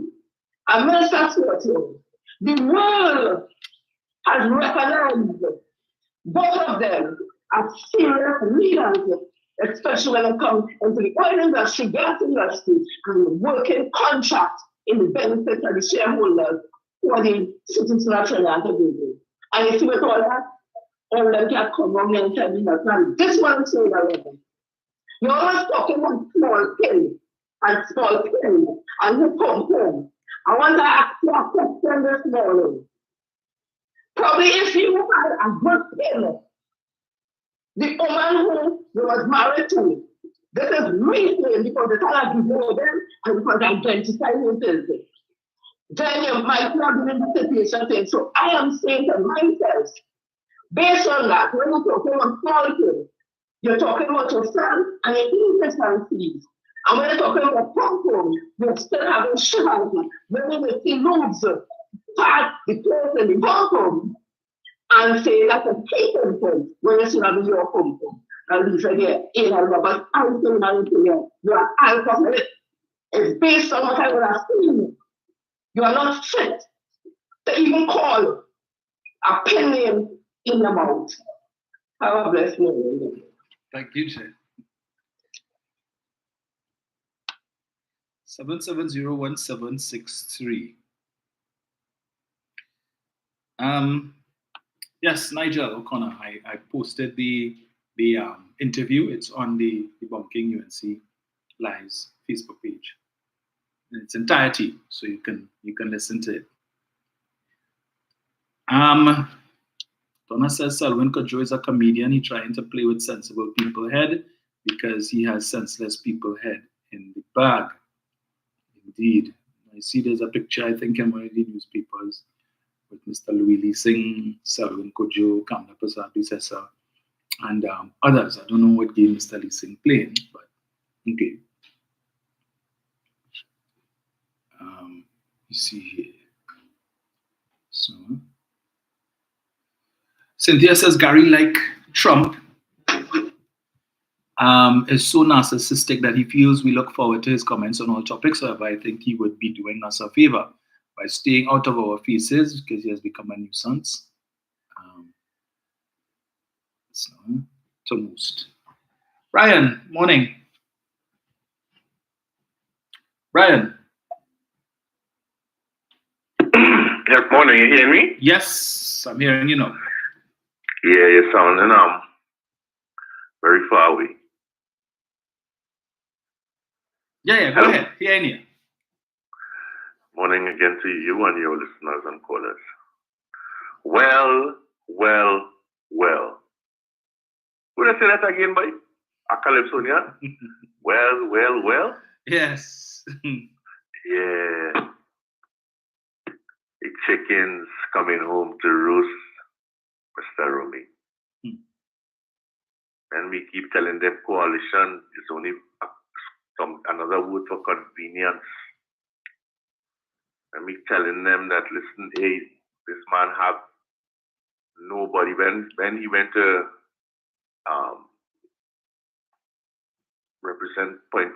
candidates to represent Point Fortin in the local government, he didn't have any candidates.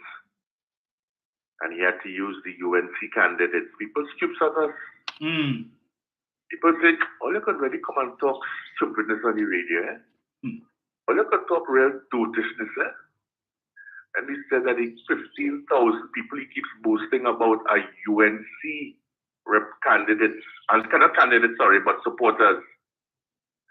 We told people, and people tell me, well, what are you saying? The man get 15,000 votes. And this man was supported and saying, look at how much votes the coalition get, 30,000 candidates and votes more. And this and that, and the PNM dead, and the PNM, and everything is I, and me. And we, and this person working from 4 o'clock in the morning till late in the night, every single day. That is why we have bags under our eyes, because we're working hard. And all the lacqueray and bacchanal. But then, yesterday was yesterday. Today is today. And this is why we try to sensitize the public and the people of Trinidad and Tobago. Because facts are indeed stubborn things. You understand? And there's a lot of propaganda going on outside there. And this is only going to get worse. But you see, I'm going to wait and see which print media and which local media and which television station going to bring this to the fore and how long it will take. Because that interview that you would have heard last night, I wonder how many Trinbagonians would have heard it. Huh? I wonder how many are going to repeat it. And this is the problem that we have in this society. Even the issue with Monilal and and Rambali that happened so long ago. It's only because it was put on social media by people like us that it was on TV. I think it was TV6 or UNC3 last night. But if Kamala only sneezed this morning, it's in the news tonight. You understand? Correct. So the print media and the television stations, local television stations, there is a clear bias because they have been bought up. We have said that many times before. This is nothing new. That crime talks that they had recently, almost on a daily basis in the news, they hear that snippets of it all over the place. You have a man coming to the same called this year, the year of crime. This is a tourist type. We try to diversify Trinidad and Tobago out of oil and gas. And you want to dedicate this year as the year of crime, and the public must get behind you and the UNC. So then cut off with neck then. Set fire to yourself. And don't worry about it afterwards then. That's what he's saying. And telling us that when you're hungry, you go thief. Telling our people that. This is what a so-called professor telling people in Trinidad and Tobago, telling the youth who are listening to you. Because it's sounding good if apparently in the ears of certain supporters of a particular party. Thief. You go thief when you're hungry. Is a professor, a lecturer, a founder, I believe, of NIAP. But according to Satmaraj and as Jenny reiterated, you never even build a foul cube. That even a foul cube. And you couldn't argue the point with Sat. You couldn't even argue it with him. He said, let's not go there. Let's move on. Really? So what use are you to us? Well, I guess you may have answered it when you went on that particular Monday night forum. Because up to now, there's no solution whatsoever being offered, not even by you, as it pertains to crime. And that is where we are with him. Dominic, this is the big thing. I don't want to talk about Gary as yet. I'm going to leave Gary for now because I personally did not hear the what I heard it for the first time tonight. But anyway, with respect to Tobago, people must try and remember and listen to when Farley talking, because Farley has said that he got a WhatsApp. So this is a leader of an island, islandist, and he said he got a WhatsApp. And there's a cover-up because the owner of the vessel is interested in buying the Point 14 refinery. Yes. Now, me know about no refinery in Point 14 for sale. I know what a refinery in Point Appear for sale. But when you're reading from things that you just get and you're not validating it and you're not checking it out to ensure that what you're getting is not notices and the plane with your small head, your vacuous brain. So you just repeat it and then it make news the next day. Cover up. And now 14 days later, because people checking every single day. They're checking it day 7, day 8, day 9, day 10, day 11, day 12. But today now you're talking about you're going to launch your own investigation and do your own thing. And you're going to send the bills to central government? Really? Tier 1 was for all your folly. Tier 1 was for you all to deal with the issue. You couldn't deal with it. Tier 2 now is where the government steps in. And they are dealing with it. And if it was not being dealt with, the Honorable Prime Minister and the Minister of Energy would never be in Guyana today. They would be in Tobago. But it's being dealt with because they have put things in place. So all what with stupidness, with Mark talking, and all this conspiracy theories about traffic guru and all sorts of stupidness, is what it is. People have to simply wait and wait until the Honorable Prime Minister and the Minister of Energy have their media meeting, and they will just tell you exactly where we are. But to listen to these people on a daily basis, and Fali say he's going to send the bill to central government, but I want to know what bill he's going to send to central government.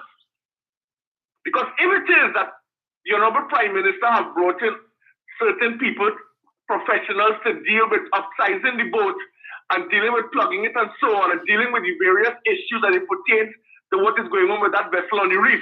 Because you need professionals. You can't bring 2x4 people and dealing with the matter in the nature, in the manner in which it's supposed to be done, because there's diplomacy involved here. You don't go accusing countries or people who belong to certain countries and accusing them of all sorts of things that you have no clue about and you have no empirical evidence. So I want to ask the people of Trinidad and Tobago to wait and listen to when the Honorable Prime Minister speaks on it. Because Fali apparently looking for money. So he's looking to do whatever he could do and then send the bills to central government, because he's looking for millions of dollars to fix the business, because up to now, according to the news last night, he has not as yet completed payments to the contractors after nearly 2.5 years. You understand? And they now desperate. That is why they have come together to have to meet the media to discuss their issues. And if nothing is done by next week, according to one of them, then there will be a horse of another color. Because as we keep hearing, not only from you, Dominic, even on the media, that a lot of people not being paid after years of not only heritage, but of carnival and all of these sorts of things. But somebody getting money, eh? Somebody from Trinidad getting the money, though. They may complain. But we have to watch Fali, and only have to be careful and listen to what Fali's saying. Because sometimes he's taking it back and coming up with something new on a daily basis. Fali don't have the infrastructure or the wherewithal to deal with this issue. Not today, not tomorrow, not ever. That is why the Honorable Prime Minister is dealing with it at a tier 2 level. Regardless of what people want him to do to go to a tier 3. But he's dealing with it at the level at which he's dealing with it. And we will listen to what he and the Minister of Energy, Mr. Stuart Young, has to say as time goes on. Because these things, as I said before on your program, Dominic, it don't change, it don't fix tomorrow. It don't fix next week. Sometimes it takes months and years. And we have to be patient, we have to be careful, and we have to understand diplomacy when dealing with issues such as these. Thank you very much, Dominic. Have a good day. You too, sir. Thank you. Hello, good morning. Hello. Hey, Dominic. Hey, boss. Morning. Morning to Algia,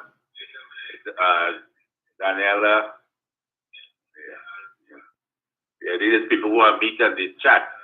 Yes, Dominic. You see, I told you that coalition politics do not work. After 2010, 2015, right?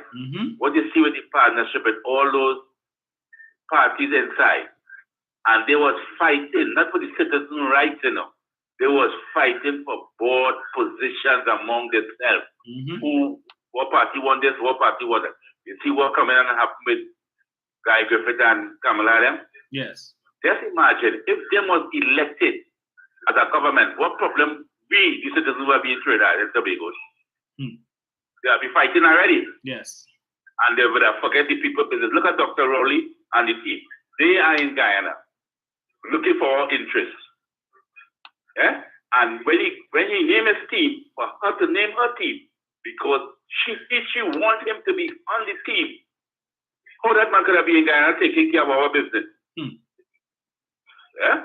Well, you see, that's why the PNM government is to run this country, because they have the interest of the citizens. Okay? Have a good morning. Bless you all. Thank you, sir.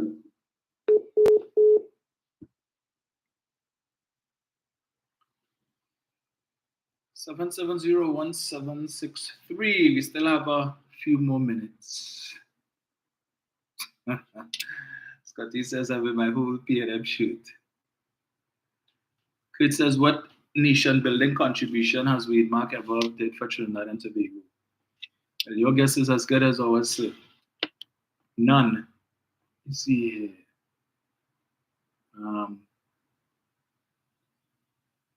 So, right.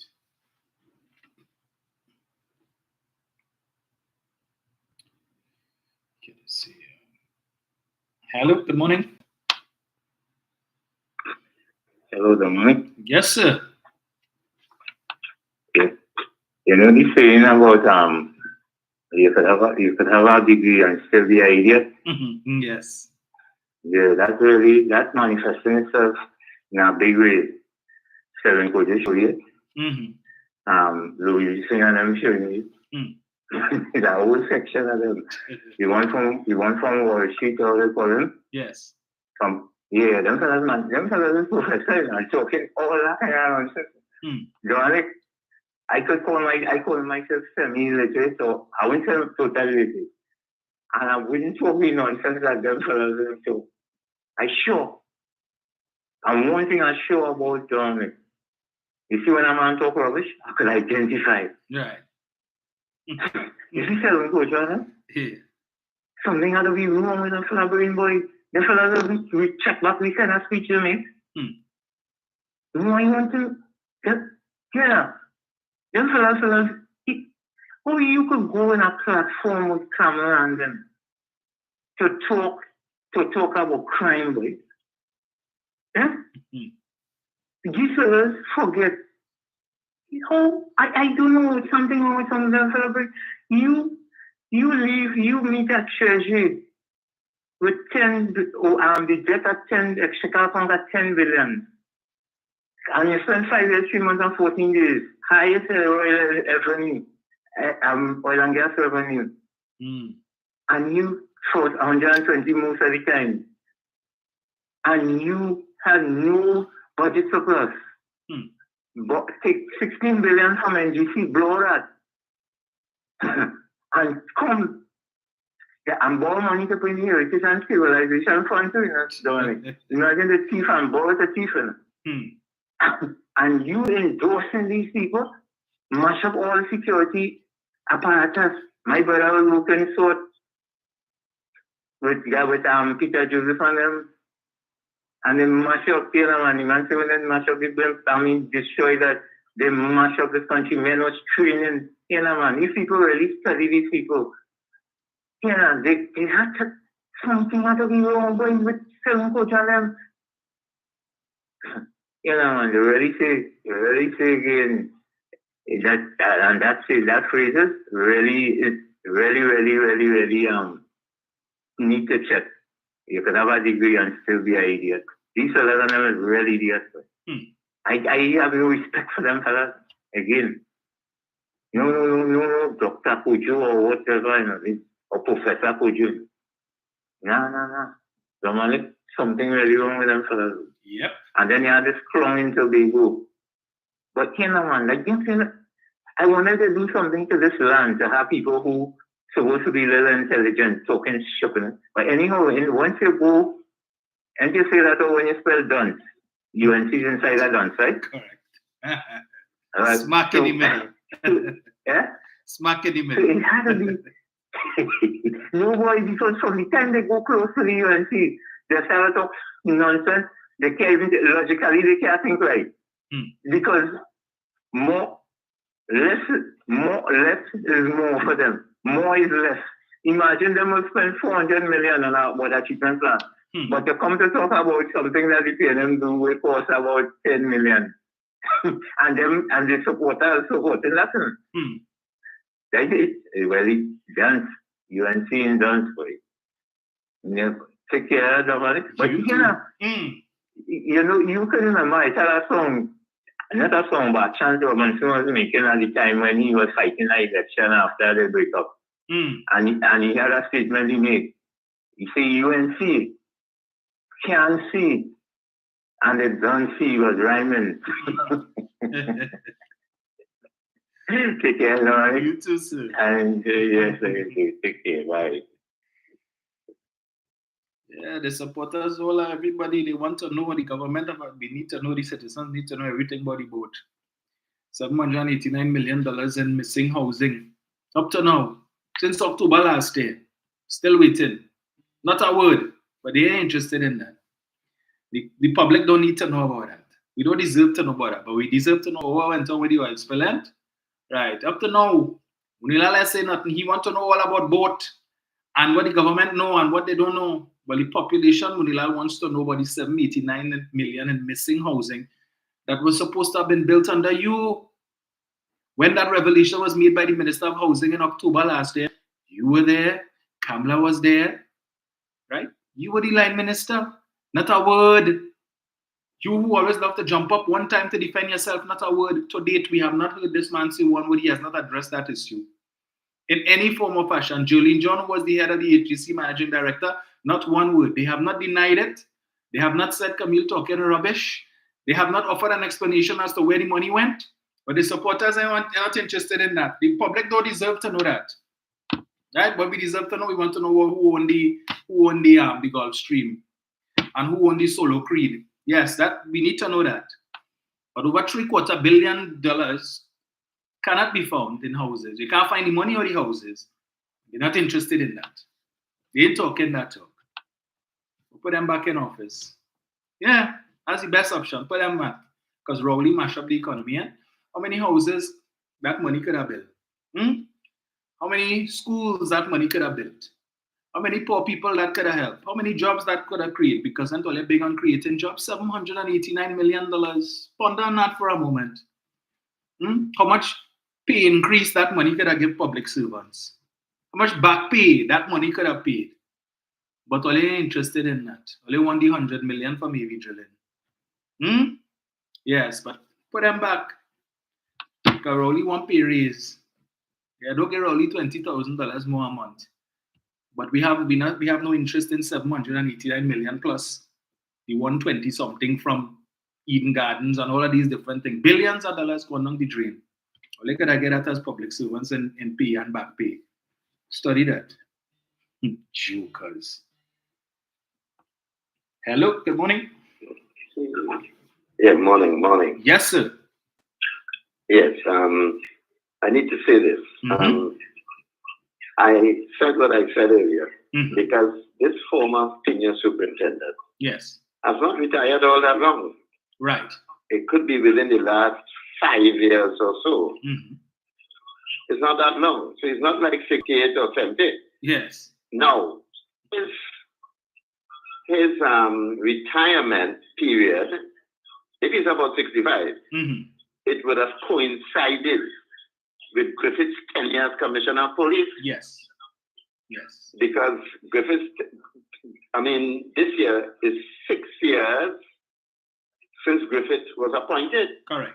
And if it is that this police officer would have retired within the last 5 years or so, then it is just possible that we could piece a couple things together and ask ourselves the following question. Why, before his retirement, was he transferred out of the Central Division and brought to the Port of Spain Division? And logically, that would have coincided with Griffith's period as Commissioner of Police. Right. Because he was appointed Commissioner in 2018. So the question has to be, why were you transferred? If you came on that platform and boasted about, well, criminal ought to be lucky to walk out of Central alive and all this kind of business.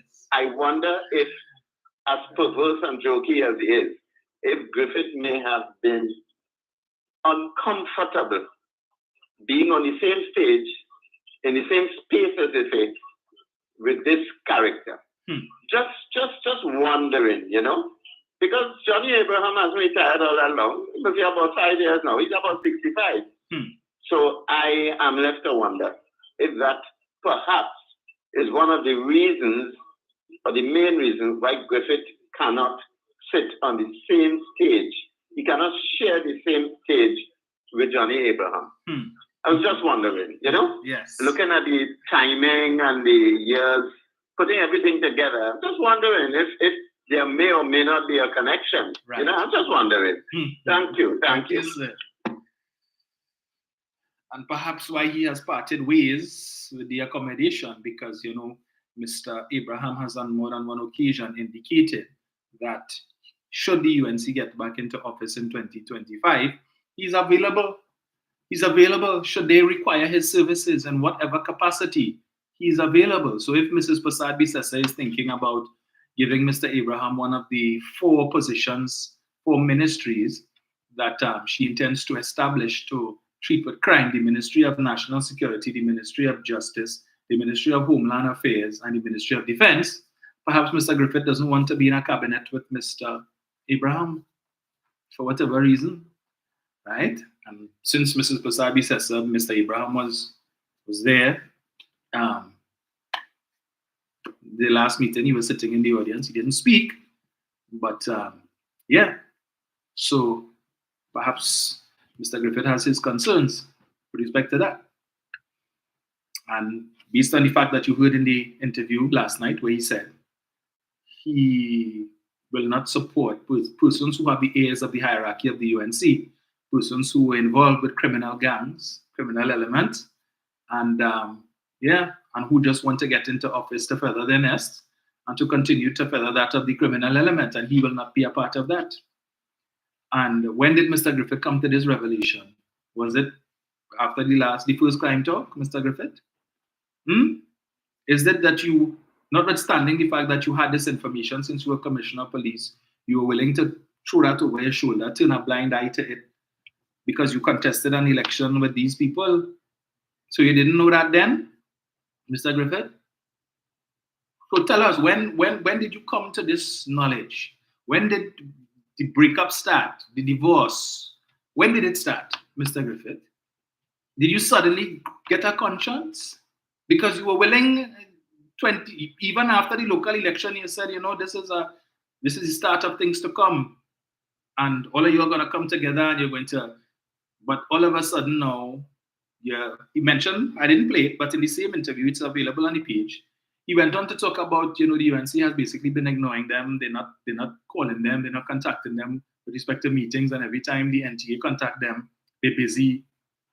The hierarchy of the UNC is too busy to talk to them. So, like, they mash up the man ego because he thought he had something to offer. But clearly, what they thought he would bring to the table with the local government election, he didn't bring to the table. And they realized, well, that's dead weight. So, yeah. So is this a repeat of Ramesh? You all remember when Ramesh screened to contest a seat in 2015? Not 2015, sorry, 2010. And he told us that when the question was put to him, so if it is that he, they should form government and he should, find out about the wrongdoing in the government, what would he do? And he indicated, that he would certainly expose it. And that was the end of him as a potential candidate. But I just asking the question, perhaps Gary could tell us. Because all of these things that you said in this interview last night, it didn't come to you yesterday. Somebody didn't put that in your mailbox. This is empirical data and information that you had as Commissioner of Police. This is confidential information that you got as Commissioner based on investigations that were done by your officers. You saw the file. The rest of us, the general public, we didn't see it. So we didn't see. We weren't privy to what you saw. We didn't see we don't know what you know. We don't know if it is that we have the story and chinks in with the rest. But the fact of the matter is you are well aware of the intimate details of allegations of members of the UNC hierarchy being involved with criminal gangs, at least 2 of their deputy political leaders who have aspirations of being ministers of government should the UNC come back into office in 2025. So the shades of 2010, well, it seems one party pull out. So who else is there for them to align with? Pep? Not so much. I don't know. Philip Alexander kind of wobbly sometimes. And, politics makes strange bedfellows. Who they have? Hope? We'll see how that goes. Well, Louis Singh is a deputy political leader of Hope, and he has been attending these meetings, wherever it is they go. So I don't know if it is that he's trying to feel out get the lay of the land to decide if it is Hope should go partner with the UNC. Because Hope certainly can't do it alone. They have no hope of doing it alone. But Gary did say, also in that interview, if you go on the page, you will hear it, where he spoke about, they're going to speak to other political parties to see what could happen. So I imagine, hope, the people the likes of Louis Leesing, Timothy Hamilsmith, to some extent, Nunes Teixeira, and others, might be more appealing. Might be more appealing to the persons that Gary Griffith targeting. Hello, good morning. Good morning, Dominic. Morning, sir. Dominic, I see the UNC imploding. Yes. I know when Oroput East was Sudama and Sudama was Oroput East. At one time, he had the record as a politician that get the most votes in a general election. He make a mistake and team up with Maraj and the two Maraj. Yes. Papa, all them days they used to call him Romeo. I remember that. And crossed path with the Mahasabha. And that was the political funeral. Well, I see the same thing with Monilal, with Vex, because he named not on a school. Disrespect the head of the Mahasabha and other Hindu head people in the opening of that school. The Mahasabha not going to take that. That they have the Hindu devotees saying, but we fighting to get name on a school. Why you putting name on EMBD or HTC or Eden Garden? He want name on something, look, they have a Rudal Cemetery, all he had to put in Munila Rudal Cemetery. Agon. Oh, gosh. You can do that. Just add the Munilal to it. Because they're destined for the political cemetery. Brian. So, Dominic, let me ask you this question now. Because you see, he reminds me of another guy who had advertised this in a similar manner. A good friend of his, remember?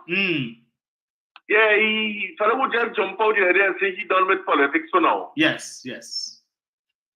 And so that he's going to advertise and he's going to bring changes and so on. Same type of, similar type of advertisement. But he said he's going to bring in other political parties. Remember that was said just recently in the local government by other political leader that he was affiliated to? Yes. So, who's going to join who, Dominic? Well, it's who reach who first. That who offer what? Because, Dominic, this is not local, this is national election. Correct.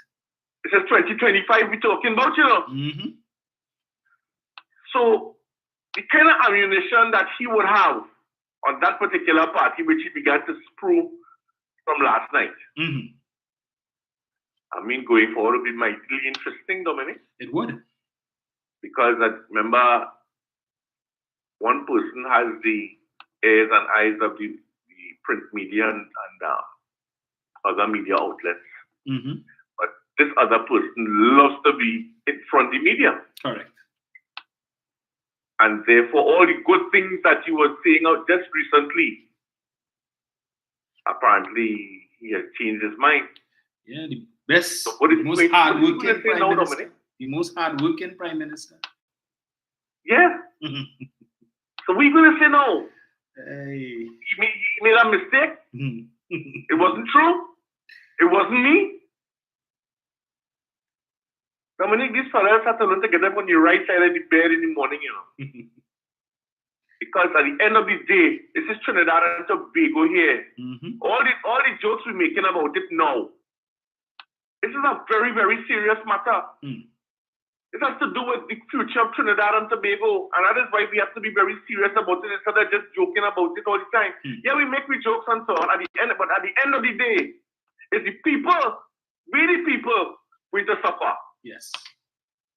Because of the stupidity of these people, because all they want is power and money and to get their hands on the treasury. Correct. Nothing more. Nothing to benefit Trinidad and Tobago. So where we really going with these people, Dominic, and people, there's some of us have not seen it, you know. Some of us just simply just turn a blind eye like Gary did until today, apparently.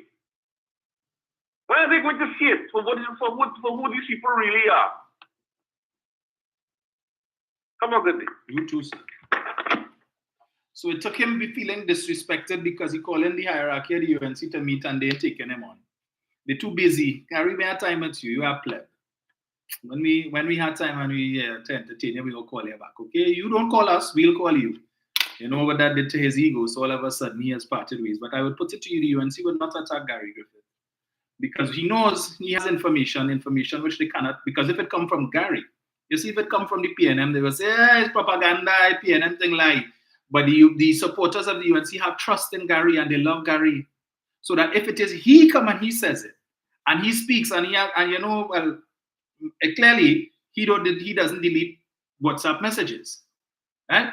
So the same way he was able to bring it out and post up thing yesterday with some WhatsApp message with he and Duki and whatnot. Same thing he did where he sent text message, WhatsApp message between himself and Minister Hines. When he was still commissioner, he sent the WhatsApp messages to Rudal Munilal so he could raise it in the parliament and so on. With respect to the claim that Mr. Hines would have requested firearm users licenses for members of his protection detail and so on. So he's not a man to be trifled with. Make sure if it is that you're sending Gary a WhatsApp message, you don't have the, but even so, there's the disappearing element. So it will, once you open it, even if you try to snap a screenshot, it will not take it. Will just, yes. Make sure if you're sending Gary WhatsApp, do that, right? Do that. Otherwise, if there's anything incriminating, rest assured he has it in his archives waiting to unleash it in your backside.